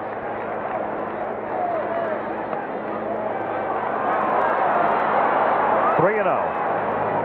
Taking all the way for a strike. 3-1 on Sachs. Got to be a thrill for Rick Aguilera pitching against Los Angeles. He's from the LA area. Attended Brigham Young University. Friend of Jim McMahon's of the Chicago Bears when they were in college at Brigham Young. It's got to just be a thrill for him to be pitching. Chronic elbow problems the last couple of years. What is it? Synovial tissue of the elbow? Got him looking. So Aguilera goes 3-0, comes back to get him. And at the end of 5 1/2, it remains Dodgers 6, Mets 3. Back after this word from your local station. IBM presents You Make the Call. On an overthrow to first base, the runner takes a step towards second but decides to return to first, only to find the ball waiting for him. Is he out? You make the call. Although a runner is allowed to overrun first base, the moment he takes even a single step towards second, he may be tagged out. If you said so, you made the right call. Goodyear Blimp Enterprise above Shea Stadium in New York on a gorgeous fall afternoon after the rain out on Friday and the miserable conditions on Saturday. It warmed up last night and beautiful today, Columbus Day. 6-3 Dodgers, bottom of the 6th inning. Keith Hernandez leading off for the Mets. 0-1. Rarely does a pitcher get a call of a called third strike when the catcher moves that far. But Carter doing a good job of framing the strike. We talked about it last night. Moving from one side of the plate to the other, and he got the call. Hernandez fouls it off, and the count 0-2. Steve Sachs, very much like Clark Kent, a very mild-mannered second baseman. I think he knows that, hey, one of the reasons they call these Mets amazing is because of their late inning heroics. And you cannot sit on a 6-0, now a 6-3 lead. You have to score some more runs. Out of play, still 0-2. 27 times this year, the Mets came back from the 7th inning on to win ball games. And again, keep in mind, the Dodgers still minus their ace reliever, Jay Howell. He can pitch tomorrow if he joined us late. The suspension reduced by a day. But right now, their closer would be Pena, and he worked 3 innings last night. A lot of pitches, too, in those 3 innings. I mean, he did not come in and get him out on like 2 or 3 pitches a batter. He had to work, and in a very high-pressure situation. Tell you, one of the big relievers, should the Dodgers and Lasorda elect to go to the bullpen, may be Ricky Horton today. Neutralized the Mets' left-handed hitting. He retired 6 in a row last night. He was up in the 5th inning. Nothing cooking out there right now. 0-2 pitch is fouled away again.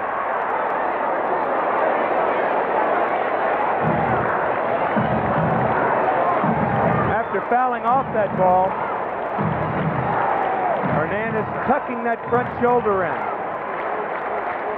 and allowing the shoulder to bring the hands through, not vice versa. Remember a couple years ago when somebody said, well, I can't see enough of 17 from center field? His father, right, Juan. Turn a little more.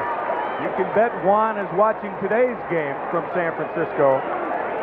When you see that number, that means he's closed, and it's easier to keep that opposite shoulder in. Chops to sack. And so Belcher wins the battle. 1 out. Hernandez gone here in the 6th inning. Skyline of Manhattan. Up next, the right fielder, Darryl. 1 out, bottom of the 6th. And Strawberry coming up.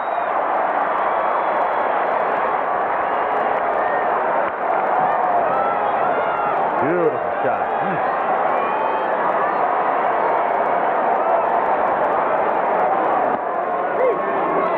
0-1.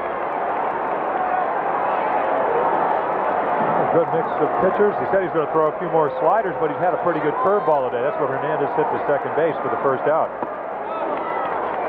But that sets everything up, and I think the reason that you may have gotten Hernandez out, he threw him enough fastballs to make him respect that. He got an 0-2 count, then he threw him a good curveball. He grounded out to second base. And he takes care of Strawberry on 3 pitches. That's a great theory, Tim. How many pitchers do you see? They think they have to throw their whole repertoire to every hitter. Dennis Martinez, who's had some outstanding years the last couple of years in Montreal. That's what he felt like. Here he sees Strawberry can't hit the fastball 3 in a row. Darryl tries to catch up. You talked about that long swing. It was just too long there. Not quick enough. Good morning, good afternoon, and good night. McReynolds, 0-1. Got to be so satisfying for the Dodgers to see the maturation process of Tim Belcher. He averaged over 7 walks a game last year at Tacoma, a AAA team, and he has walked 4 only twice this year. High fly ball to center field. Shelby is there, and so after a rocky 5th inning, Belcher settles back down and pitches a 1-2-3-6. To the 7th we go. 6-3 Dodgers.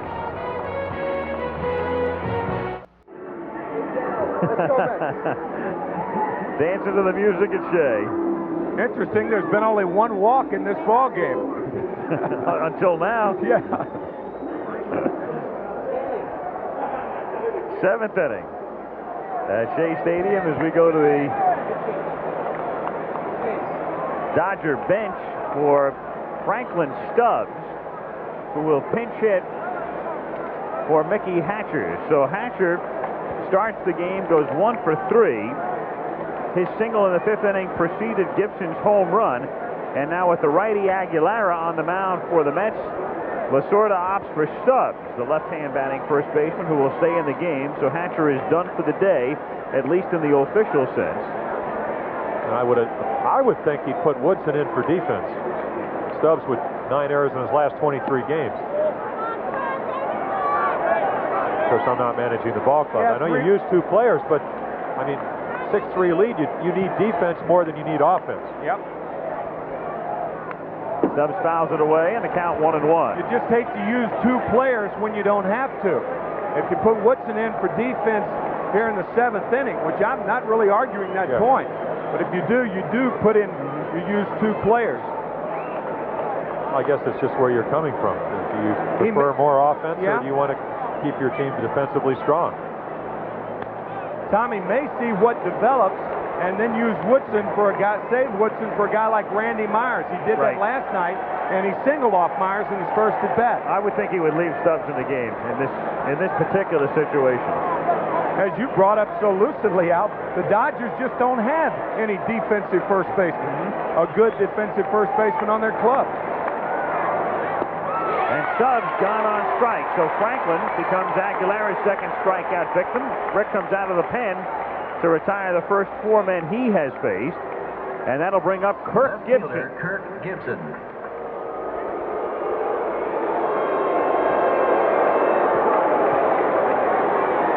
The dramatic 12th inning home run early this morning to win Game 4, and then exactly 13 hours later, the 3-run homer in the 5th inning, and that is the difference in the game right now, with the Dodgers on top 6-3. Strike, 0-1.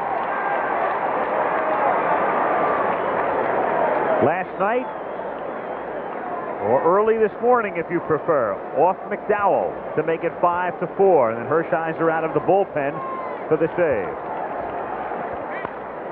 Line to center field, in comes Dykstra, and he makes the catch.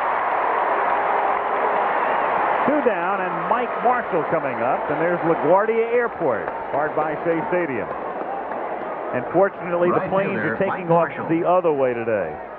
Very, very peaceful and serene here Well, today. it's the U.S. Open syndrome. You know, a couple of tickets here and there, and they don't fly over Shea Stadium. I'm only kidding. You better be. Marshall hits one in the air to left field. Going back is McReynolds, who misjudges the ball, and it bounces over the wall for a ground rule double. I think the sun played a major factor in that. He got his glasses down, and also the ball was crushed. High slider nailed to left field. I don't believe he did misjudge it in a sense that he couldn't really see how hard it's hit. Now, right there, he goes into cruise control, and the ball's just hit too hard for him to get to. You know, it's one of those plays, if you don't have the sun, he might have gone immediately to where the ball's coming down. Couldn't pick it up, and it's a double.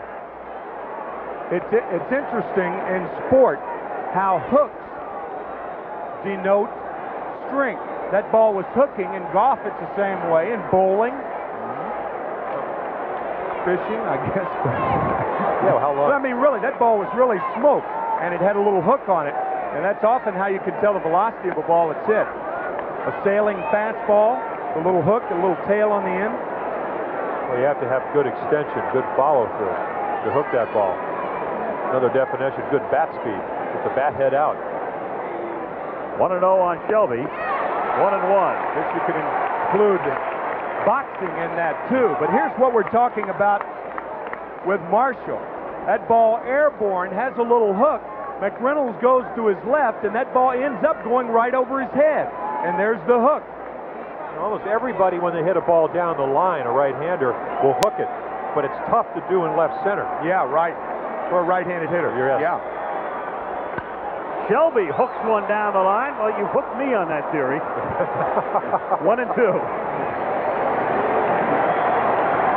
Marshall at second, and the 3-2 pitch is grounded foul outside first. That's that split finger fastball that Aguilera throws, and the interesting story about how he picked it up. In January of 1987, he was jogging. He saw a softball. Here it is again. Watch how it goes down. He saw a softball, and because of the success Mike Scott had, he picked the softball up and extended his fingers. He jogged with the softball. Here he comes back to the heater and blows him out of there. And at the end of 6.5, it remains Dodgers 6, Mets 3. Can you imagine back when Columbus came to this country, if he landed on this continent and saw two people dressed like that? He may have. One of them was Roger McDowell, too. Franklin Stubbs stays in the game. And He's the Dodger first baseman. Pinch hit for Hatcher. And in the bottom of the 7th inning, Gary Carter to lead things off. It'll be Carter, Johnson, and Backman, the 6, 7, and 8 hitters against Tim Belcher. Carter loops one into shallow right field, base hit. So the Mets down by 3, get the leadoff man on in the bottom of the 7th.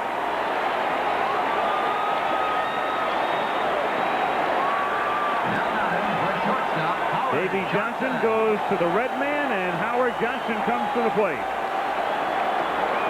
I'll tell you, I've heard of squibbers, and I've seen a lot of squibbers and balls skewered the other way. That ball was hit like a top right off the end of the bat, just over Stubbs' head. A great slider, and I don't think Gary tried to hit it like that, but you can't do much else with that pitch, which is why he's struggling. He swings a lot of pitchers' pitch.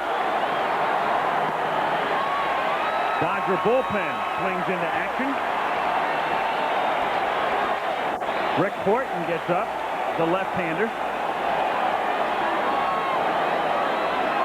And Brian Holton, the right-hander. Off speed, low, ball 2, 2-0. The key here is for Tim Belcher is not to overreact.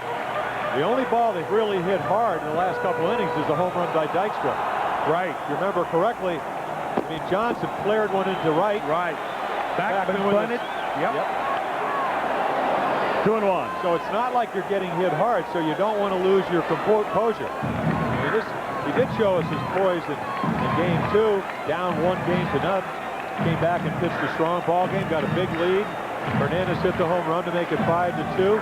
They added a run and eventually got knocked out in the 9th inning, but he didn't change his pattern of pitching. He can't do that now. That's really a good point. You can't worry about you can't allow the results to interfere with the way the results were attained, because he's still got as good a stuff as he had in the early innings. In the early innings, those little loopers were out. Stubbs playing behind Carter at first with nobody out. 3-1.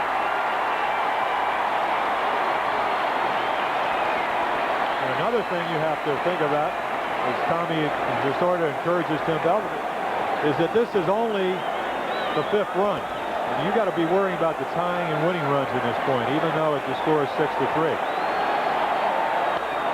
It's 3-2 on Johnson.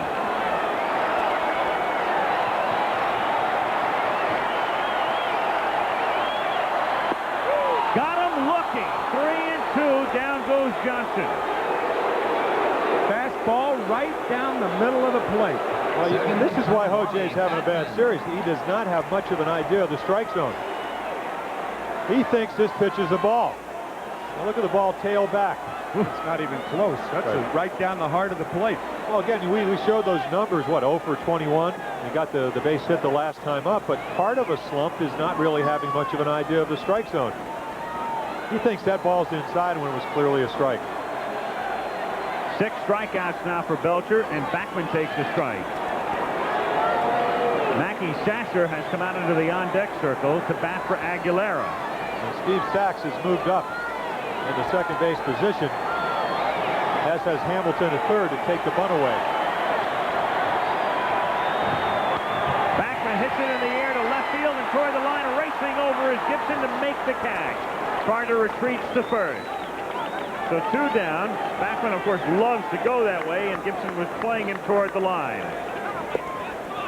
So the frustrated Backman becomes out number 2, and Mackey Sasser now comes up the pinch hit for Rick Aguilera.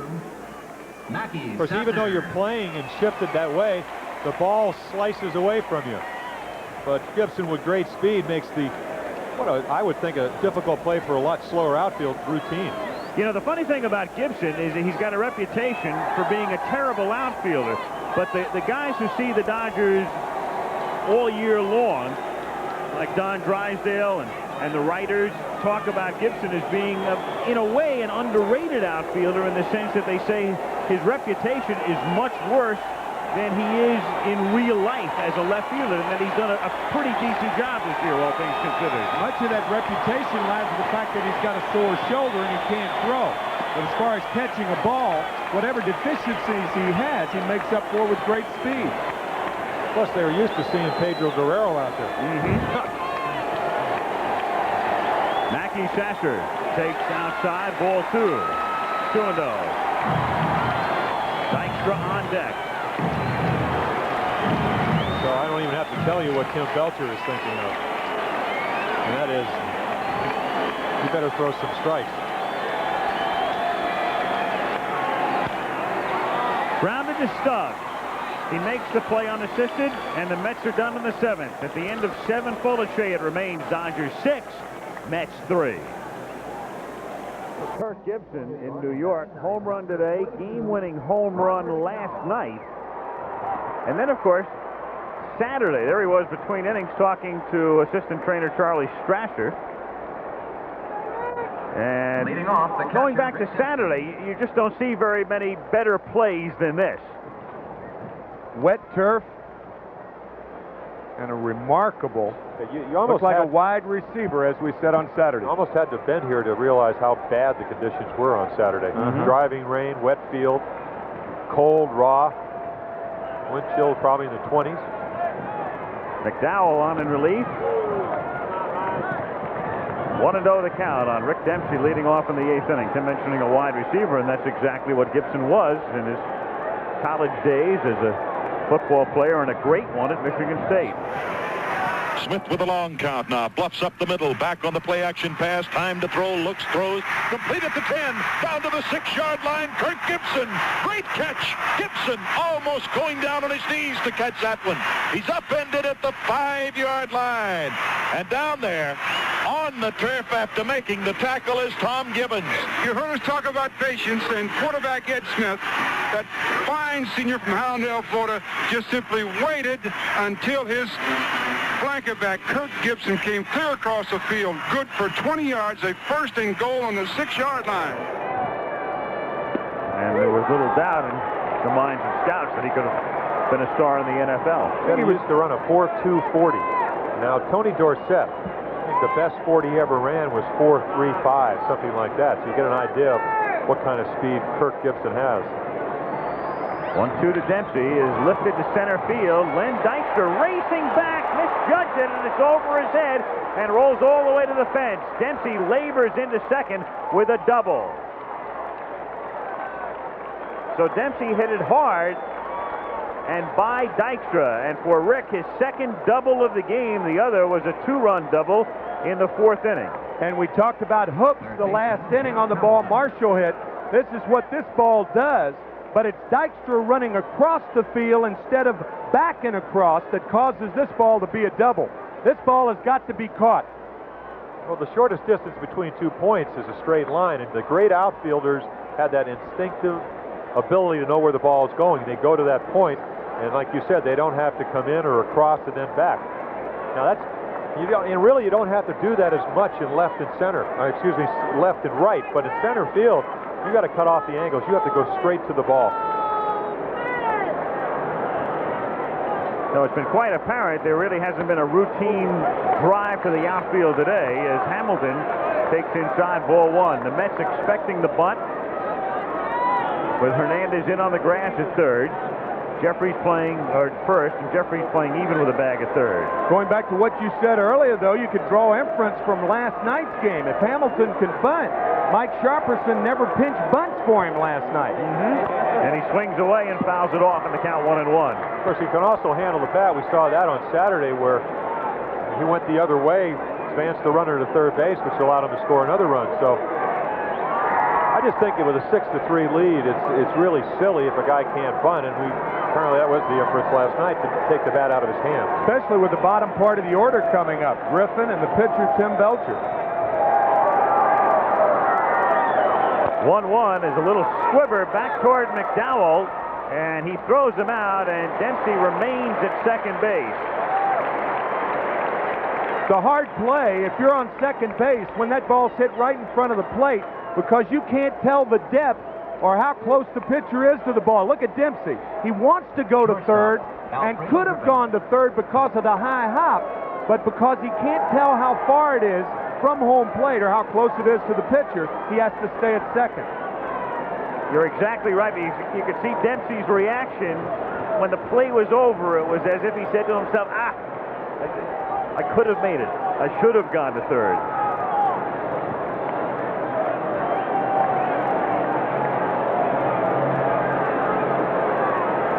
Griffin in the air to Strawberry. Dempsey is tagging at second, and Rick is on his way to third. Strawberry's throw offline.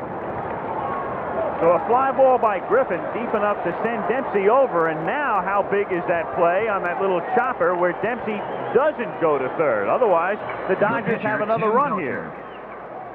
And those other runs, really one of the stories and the subplots to last night's game. Gary Carter with the Mets leading 4-2 in the 6th inning. Carter at third and nobody out, and Brian Holton came in. As you look at Dempsey, he's probably thinking about that now, but Brian Holton came in and held the Mets to nothing, getting Dwight Gooden on the double play 6-4-3 grounder after striking out the first batter. Belcher takes inside, and you can see Dempsey agonizing over not going from second to third. That's exactly what he was saying to himself.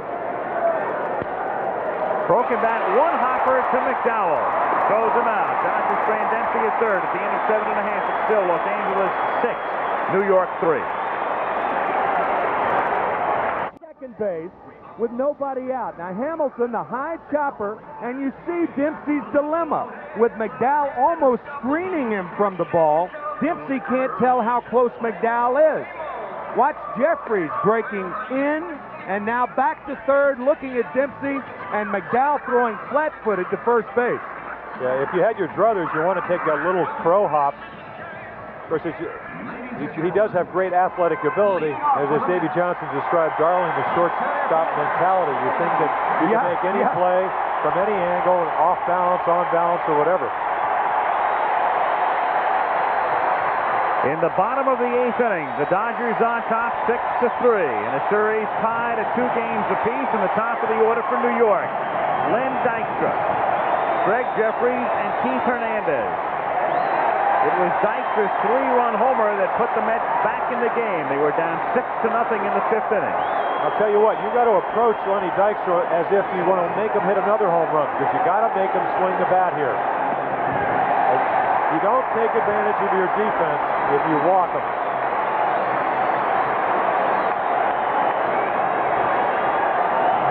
And he's going to be taken here. 2-0. Taking all the way, it's 3-0. Dodger bullpen has Brian Holton and Ricky Horton.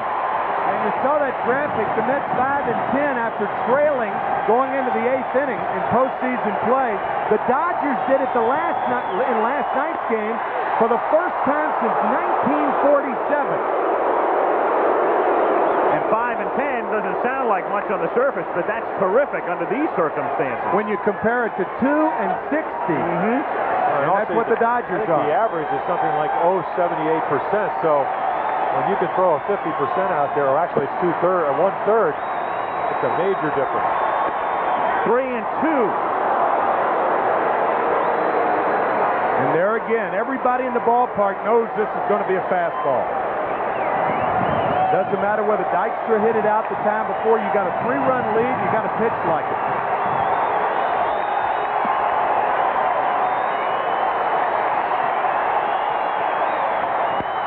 Line to right field toward the corner by Marshall. All the way to the fence. Dykstra into second with a lead-off double.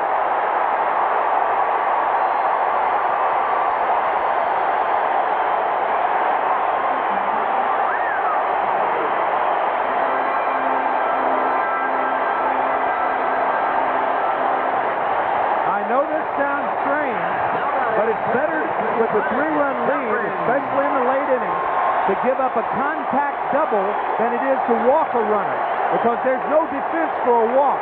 If the hitter makes contact, you got a shot at him hitting it hard at somebody. That just wasn't hard at somebody. It found a hole. Jeffries now takes high, ball 1. And again, the suspension of Howell comes into play now. The Dodgers, who had Pena work 3 innings last night, have 2 middlemen throwing. Holton and Horton in the bullpen. Strike. 1-1. Of course, one of those middlemen has had an outstanding season. Again, waiting well, hands back, nice stride. He wants the ball hard, he got it, and he hit it again. But at least he made him hit it. Out of play, off to the left in the count, 1 ball and 2 strikes. Now with Jeffries hitting here, that means you get to Hernandez and Strawberry, the 2 left-handed batters next. Horton throwing in the pen. And I would think regardless of what happens, whether Jeffries makes an out or not, Horton's going to be in. This is Belcher's last hitter, in my opinion. Agreed. No, I don't buy that at all. That's fouled away. I don't buy it. The only reason I don't buy it, now, if he gets a hit, I agree. Okay. But I think he's throwing just as good as he did before. I mean, as we talked about it, 3-2, took a little bit off the fastball to make sure that Dykstra swung the bat. As it turned out, it was a bad result. He may be throwing as well as he did before, but Hernandez and Strawberry 0 for 6 between them. And that's grounded into right field for a base hit. Dykstra waves around third, comes in to score, throw comes in behind the runner, and he has to dive back into the bag at first. 6-4.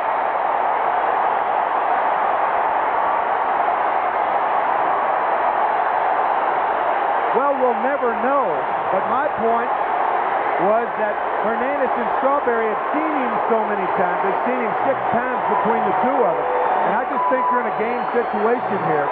You know the move's going to be made now. But it is a very, very interesting point. It's like a curveball, and again, Jeffries, one of his great strengths is he stays with the ball, doesn't overswing, pulls it right by the first baseman. And now he brings the tying run to the plate. It was a point turned moot because of what happened. I was kind of hoping he was going to get him out, even though I don't care who wins. One of the beauties of the game. And what wouldn't have been one of the beauties of the game is if Jeffries had turned too far and had Franklin Stubbs cut the ball off.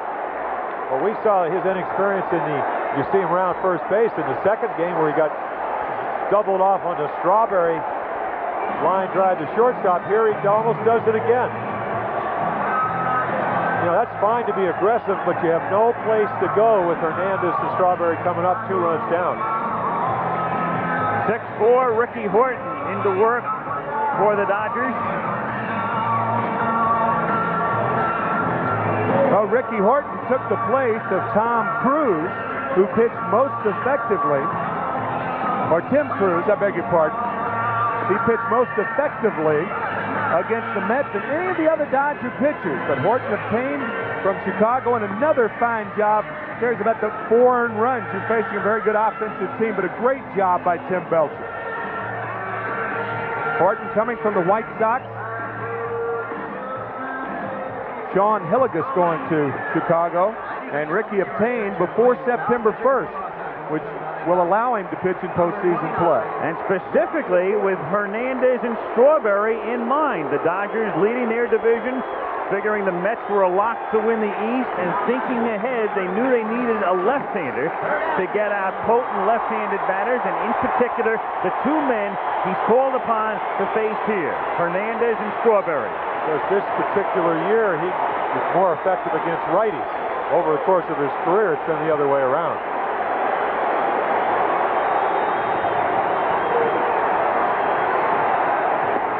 Strike, 0-1.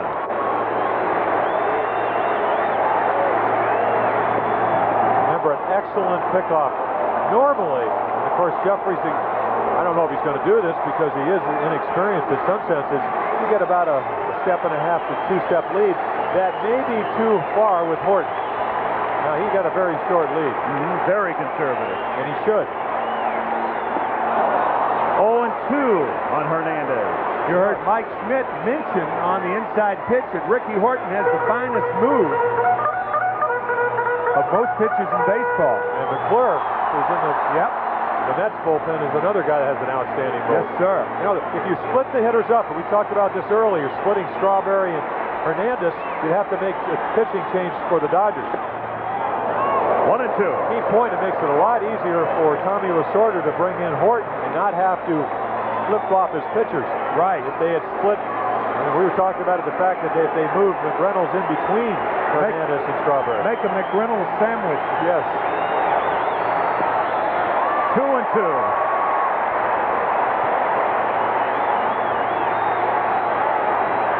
Got him swinging. Horton out of the bullpen to get out number 1 in the bottom of the 8th inning, and now Strawberry, who's 0 for 3 today, but 7 for 22 in the series. Nice and unusual because he doesn't really drop his arm. Almost throws a little bit like a catcher. You see the frustration, but he just got fooled. And that's what a good breaking ball will do. Spins so tight you can't pick it up.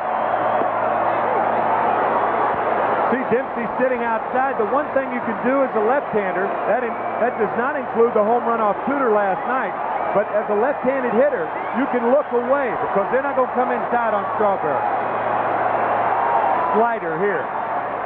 Again, one of the most important things, and you of course know this as a former catcher, is that if you want a pitcher to throw the ball away, you better get outside. If you sit in the middle of the plate, that's usually where the ball is going to go. 1-1.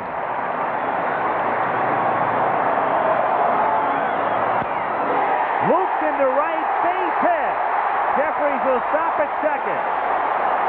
And the Mets have the tying run at first with 1 out. And McReynolds coming up, and Peronoski going to the mound, and Brian Holton, the right-hander, in the bullpen. Orozco is the lefty, with McReynolds, the right-handed batter, coming up.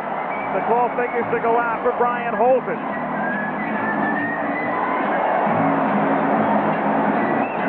And it does. 2 on, 1 out. The Dodgers leading 6-4. You ever heard the expression, I know you have team player, it's sort of overused.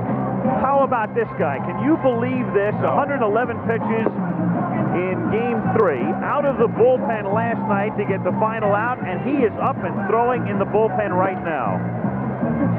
Don't know really what the words are, whether he gets in the game tonight. Courageous, diligent, team player. Holton's done a great job this year, but Orel Hershiser being up just shocks me. Here's a starting pitcher who may be in his second relief appearance in less than 24 hours. Well, this is a situation where the manager's not going to ask him to get up and throw. Lasorda said last night, Hershiser said, hey, I can pitch if you need me. And he obviously has told him again today. Now batting. So Hershiser loosening in the pen. Holton comes in here to face McReynolds. The Mets with Jeffries at second. Strawberry, the tying run at first. 6-4 Los Angeles in the 8th. Breaking pitch, spun off the end of the back, slowly toward Griffin, and hits Jeffries, and he's out. That's scored as a base hit. McReynolds is safe at first, and Jeffries runs into a batted ball, so he's automatically out on what would have been an extremely difficult play for Alfredo Griffin. We talked about inexperience. You know, sometimes you can't get out of the way. Now, I know United is trying to distract him. He doesn't jump high enough. He can't stop and allow Griffin to feel the ball. He doesn't jump high enough. He looked like he jumped too soon, and it caught him coming down. Understand, Jim? Hey, if he stops and allows Griffin to feel the ball, Griffin's only placed to third base for the fourth. But it looked like Jeffries jumped too soon. It got him coming down. A big break for the Dodgers, the second out of the inning, and now Carter at the plate. Takes outside, ball 1, 1-0. What made that play so tough for Griffin was hit so slowly that if you circle it, and by doing that, most likely McReynolds, who runs well, is going to beat it out. It would have been a bases-loaded situation. Curve, a beauty, 1-1. And the ball fooled Jeff Hamilton at third. He drove back initially and then up, so he has no chance to get to it. And Griffin had to play McReynolds deep, so the only play for the Dodgers worked. The ball hit Greg Jeffries. Breaking pitch, wrapped foul into the seats back at third, and the count is 1-2. 2-2. I would think he's got to try to finish off Carter with curveballs. That's his staple pitch. Yeah. Well, he reminds me a lot of Mike Boddicker. Doesn't have the great changeup. But what Mike tries to do is use his fastball enough to make you look for it, to get you out with curveballs. Couldn't do it in the American League Championship Series, though. Breaking pitch, hit foul down the line and back out of play. Still 2-2. It's an interesting concept. You talk to a lot of hitters, and they said there's very few curveball pitchers that if you convince yourself to wait on, you can't hit them.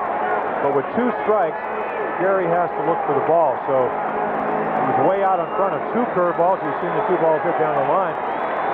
Big advantage of getting at least 2 strikes on a hitter. You can't look for just 1 pitch. Or if he does, he might freeze him.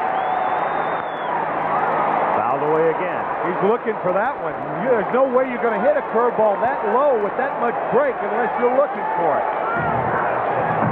You start talking about a guy going down and getting a ball. Gary did that on this swing. Watch him go down and get this good curveball. Look where it is on the inner half of the plate.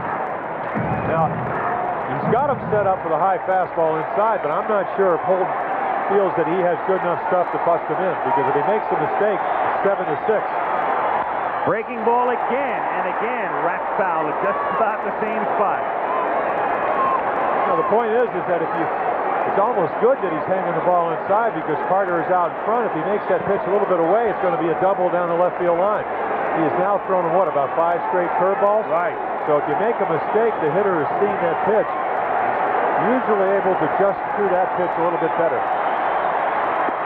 Inside, 3-2, and now the runners will be going. And you saw Dempsey before that pitch hold the glove up in case Carter was peeking. He held the glove up high and inside to Carter and then went low and away for the target, just in case Carter was peeking. What Dempsey used to do on a breaking ball is put his glove down, face the glove down, and you could really see it. Runners will be going, and the 3-2 pitch is hit high in the air to left field. Gibson calls for it, makes the catch, and in the inning the Mets get 1 run, 4 hits, and lead 2. The big base running gaff by Jeffries, and the Dodgers lead by 2 going to the 9th. In the 4th, 3 in the 5th, led 6-0 with Belcher on the mound. Len Dykstra hit a 3-run homer in the bottom of the 5th. The Mets added a run in the bottom of the 8th, and we go to the 9th inning with Steve Sachs leading off for the Dodgers. Roger McDowell on the mound for the Mets, who will send up in the bottom of the 9th Johnson, Backman, and then a pinch hitter for McDowell. Strike, 1-1. And Brian Holton on the Dodger bench, entrusted for the moment with the lead. Sachs, who's 1 for 4 today, hits a chopper, loved by Jeffries, then he throws him out. 1 away here in the 9th inning. And Franklin Stubbs coming to the plate. Number 22, the first baseman. I'll tell you, Greg Jeffries, you remember the story of Billy Lowe's losing the ground ball in the Sun, either 55 or 56 series? Greg Jeffries came close to losing that ground ball in the Sun. And after he fielded it and threw out sacks, he was looking up at the stadium, looking at the sun. You can't put your glasses down on something like that because you don't know how high it's going to be. But this is a period of time when you can lose a high chopper in the sun.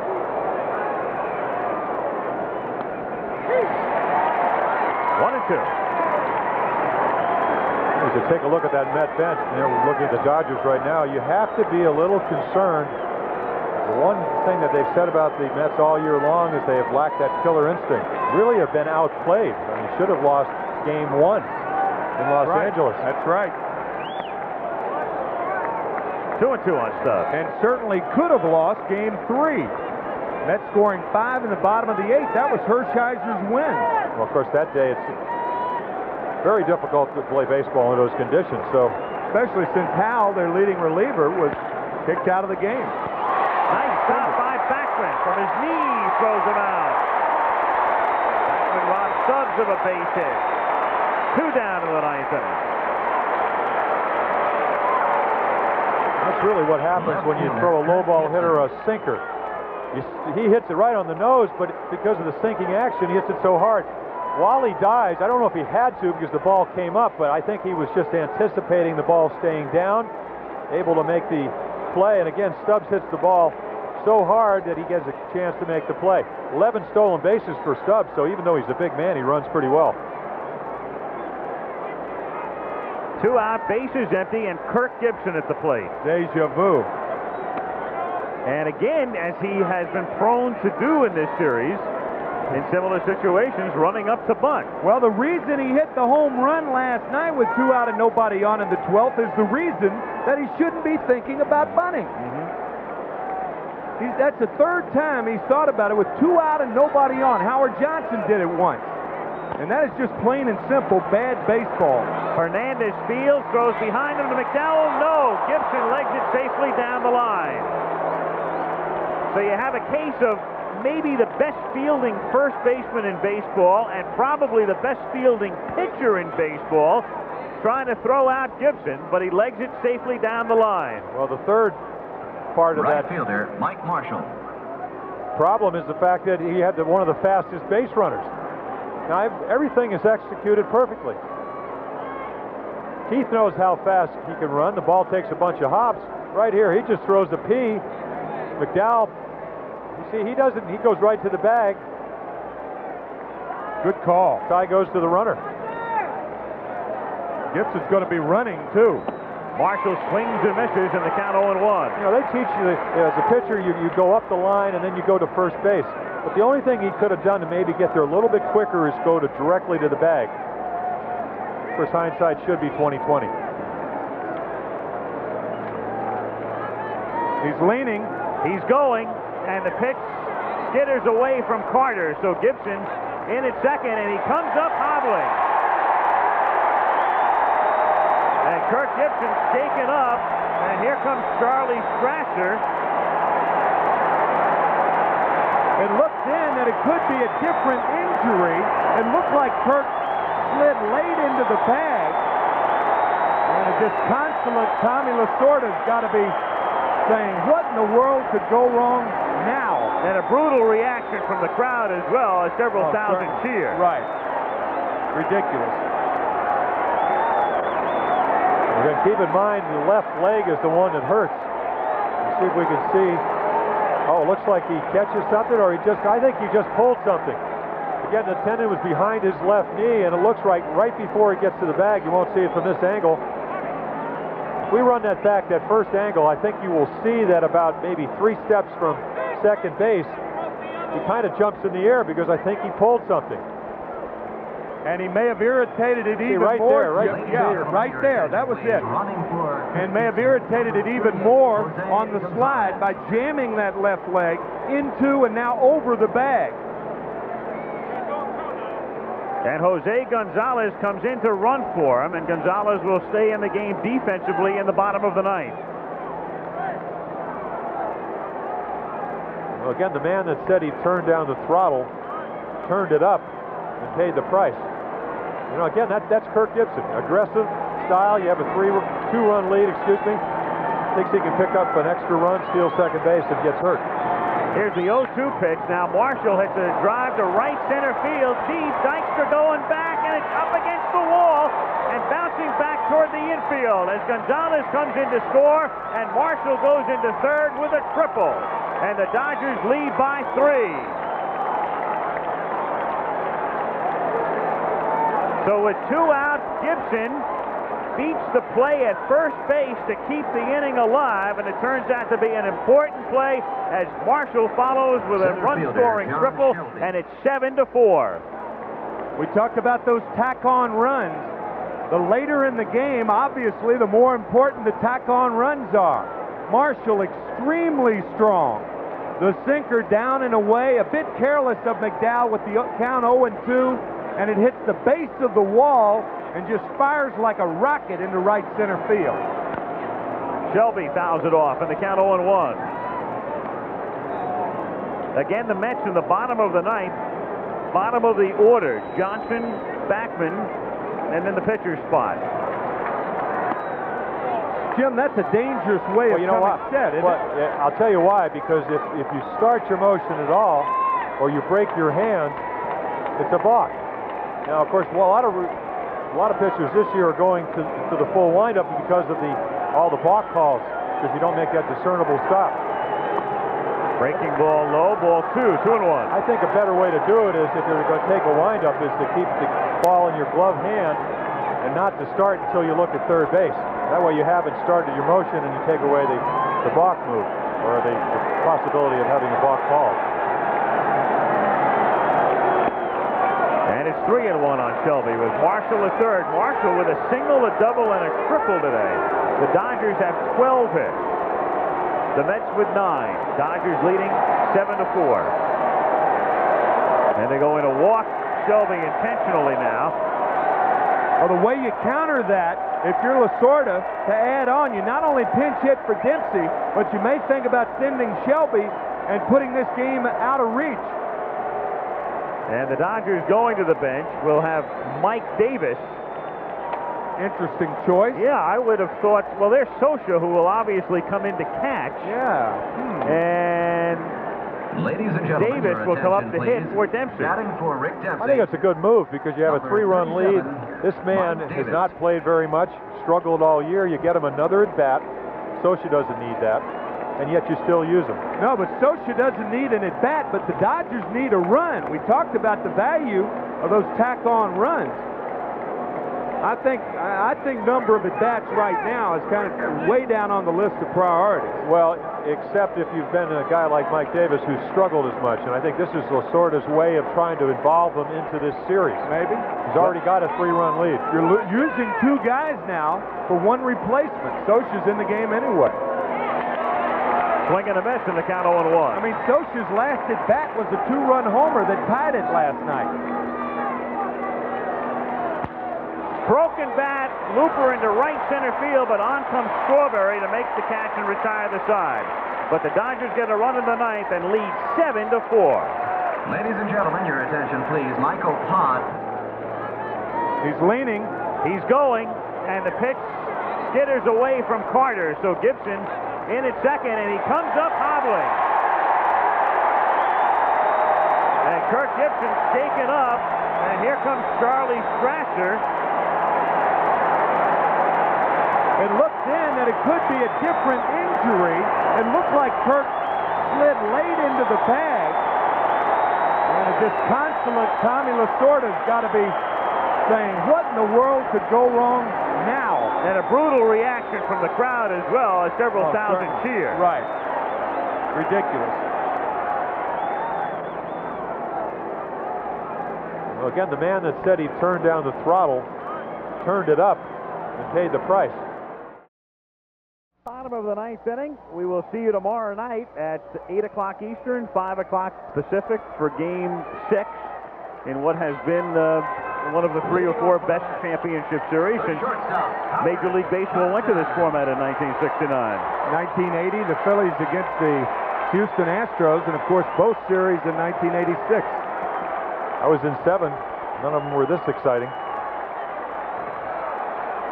And the Mets will try to provide a little bit more excitement as they come up in the bottom of the 9th inning with Howard Johnson to lead off. Johnson, Backman, and then a pinch hitter for McDowell. Sosha in the game to catch. And Jose Gonzalez, who came into pinch run when Gibson was hurt, stays in the game. There he is in left field. He's an excellent outfielder.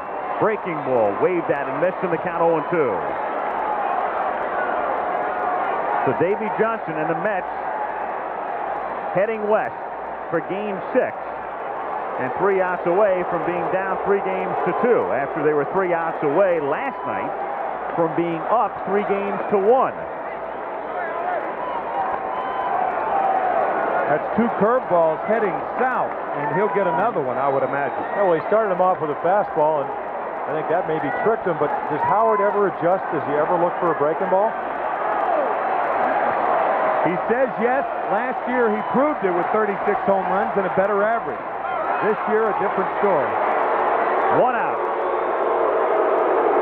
No mercy from the crowd either. That old standard, what have you done for me lately? Executive producer Jeffrey Mason. Today's game produced by Kurt Gowdy, directed by Craig Janoff. Our technical director Mike Lazo. Associate directors Earl Fryman and Jaime Bravo. Assistants to the producer Mike Cohn and Patty Rotoloso. And our statistics and research, Steve Hurt and Alan Roy. One out in the ninth inning is Backman takes low, ball one. 1-0.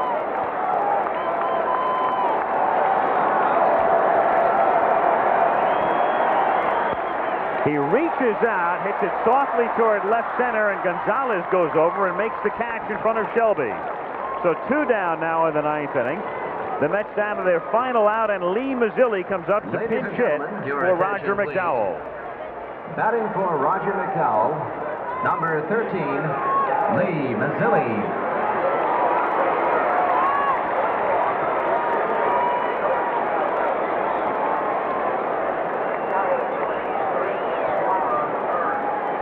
Gonzalo Marquez.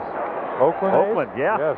One of those late year acquisitions for the month of September that played so well for Charlie Finley's team back in, what, 72, I believe. Mazzilli takes low, ball one. 1-0. So here were the Dodgers last night. 3 outs away from being down 3-1. Minus Jay Howell. Dramatic victory last night. An out away from a victory today. And a big break from Giamatti with the reduction of Howell's suspension. Again, if you joined us late, Howell, who would not have been eligible to pitch until Game 7 because of the original penalty meted out by Giamatti, will now be able to pitch tomorrow. And not only that, the Dodgers don't have to worry about playing another game on the road. And it may be the last game of the season for the Mets here at Chase Stadium. 2-1.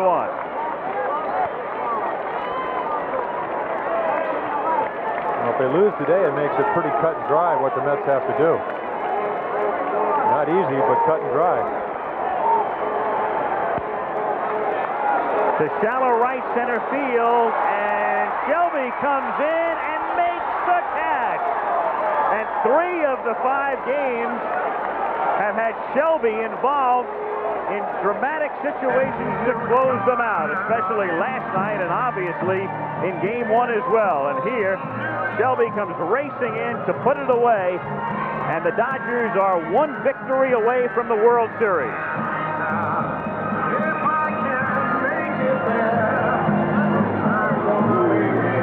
So Tommy Lasorda in conference here with Harry Wendelstedt. Brian Holton, one of the unsung heroes this season, comes out of the bullpen to close out the Mets. And the Dodgers score early and often and hold off the Mets and win it by a score of 7-4. Amazing how Brian Holton, looking back to 1978 when he started in Clinton, did you ever think he would but have an opportunity to do what he did? And former teammate of mine, a great athlete. He took a couple of steps back, fouled the ball. Look at this catch. Looks like it's Game 1. Made it today, though. Just a terrific play, a good play last night to end the game on the little jumper by Kevin McReynolds into center field. And the guy who gets the game-winning hit in today's game, Rick Dempsey. A 2-run double back in the 3rd inning. Make that the 4th inning. 7-4, the Dodgers win it. Lead in the series 3-2. John Shelby racing in to corral a fly ball off the bat of Mazzilli. Sachs and Marshall joined in the celebration. And the Dodgers head west, leading 3-2 in the series. We're going to get a word in just a moment as we wire Tom Lasorda for sound, and it was a most happy Columbus Day for one of America's most famous pasta lovers, Tommy Lasorda. Tommy, yes. Sum it up. Fantastic. I'm really proud of this team. They come in here and beat this ball club 2 out of 3. That's quite an achievement. Everybody played a special part in that.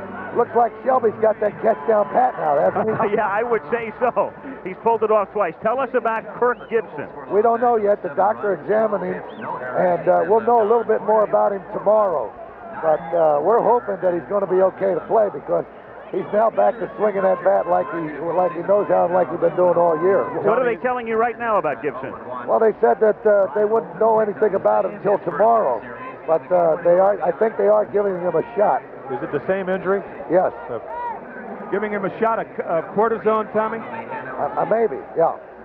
All right, Gibson was injured his hamstring, is the report we get from the clubhouse in the ninth inning. Now, tomorrow night, is it Tim Leary? Tim Leary will pitch tomorrow, right. And Hershiser, if necessary, obviously, in a seventh game. Did you see Bulldog We down talked in that about that. That's amazing. I assume he came to you and said, I'm ready again. He did it again. He's down there throwing. He's amazing, isn't he? What did he do last night? Did he come to you and tell you that he was ready to pitch? After I had the meeting with him and told him about Jay Howell and how we had to go out there and give it everything that we had because we were not allowed to have Jay Howell in the bullpen, and he came to me as soon as the meeting was over and he said, hey, I'm ready if you need me. And then when I got a call from Cress, he said, hey, Bulldog's down here. What do you want me to do with it? I said, get him throwing. And then when Orozco got Strawberry out, I told Ronnie, I said, we're going to put the pot of gold tonight on the Bulldog, and brought him in to pitch to McReynolds. Had the game tied, I would have really been in tough shape. And now you get Howell back tomorrow, a day earlier than you originally thought. And we need him desperately right now. How about the job that Brian Holton? I mean, an outstanding season, great performance today. Well, Jimmy, you know, last night he came in, we brought him in with a runner on third after Carter had tripled, and they failed to score, which kept the score at 4-2 rather than 5-2. And then, of course, that gave Scotia the opportunity of tying the game with his two-run homer. So Brian Holton has to be commended on a tremendous year. And let me tell you another thing. This guy come back from arm surgery. Couldn't happen to a finer young man. You talk about a guy that gives you everything he has day in and day out. And without making a big splash, Mike Marshall's having a pretty good series. Absolutely. That ball that he hit in the top of the ninth inning to score that run was an awful big run for us, because what it did, disallowed them to have the tying run come to the plate with a man on. So at that time, it seems like we're always getting the big hit when we need it. We're getting the big out when we need it. And this has been a team of destiny. It's been my dream team. And I'll tell you, I can't be any prouder of a group of guys than these fellas. Seemed like a lot of last night's emotion carried over into the early stages of today's game for the Dodgers. Well, that's what the writers asked me before the game. They said, do you think that after that win that your ball club might have a tendency to get down because they always get up when they're behind? I said, if they couldn't be happy today, then they don't like Christmas, New Year's, or Rosh Hashanah.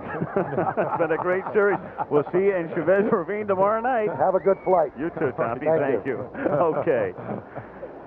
Crowd filing out of Shea Stadium, where the New York Mets are on the brink of elimination now. Once more, another look now at Gibson sliding into second base in the ninth inning and sustaining the injury. It looked about 5 strides earlier that went into his slide that he just favored. He slowed down. I'm not really sure whether he just knew he had the throw beat, but you can see by the limp, and we're talking the left leg. So, it's not a hamstring. It's a tendon that comes out of the hamstring.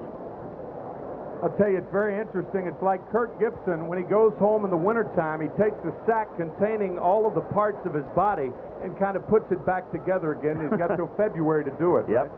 I would suspect he'll be in the lineup somehow, some way. Yep. Tomorrow night, and we know we will be talking to you tomorrow night at 8 o'clock Eastern time and 5 o'clock Pacific time as we head west as the Dodgers take on the New York Mets in Game 6. Jim, your thoughts briefly on tomorrow's pitching matchup, Leary and Cohn. Well, I think that David Cohn, he stopped writing those articles, but he still, as he said, he has to prove he can pitch a postseason game.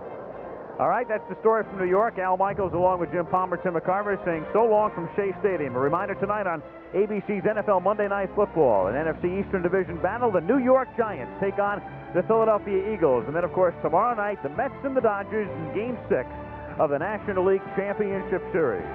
Aerial footage provided by the Goodyear Tire and Rubber Company. Again, the Dodgers win it 7-4, lead in the series 3 games to 2.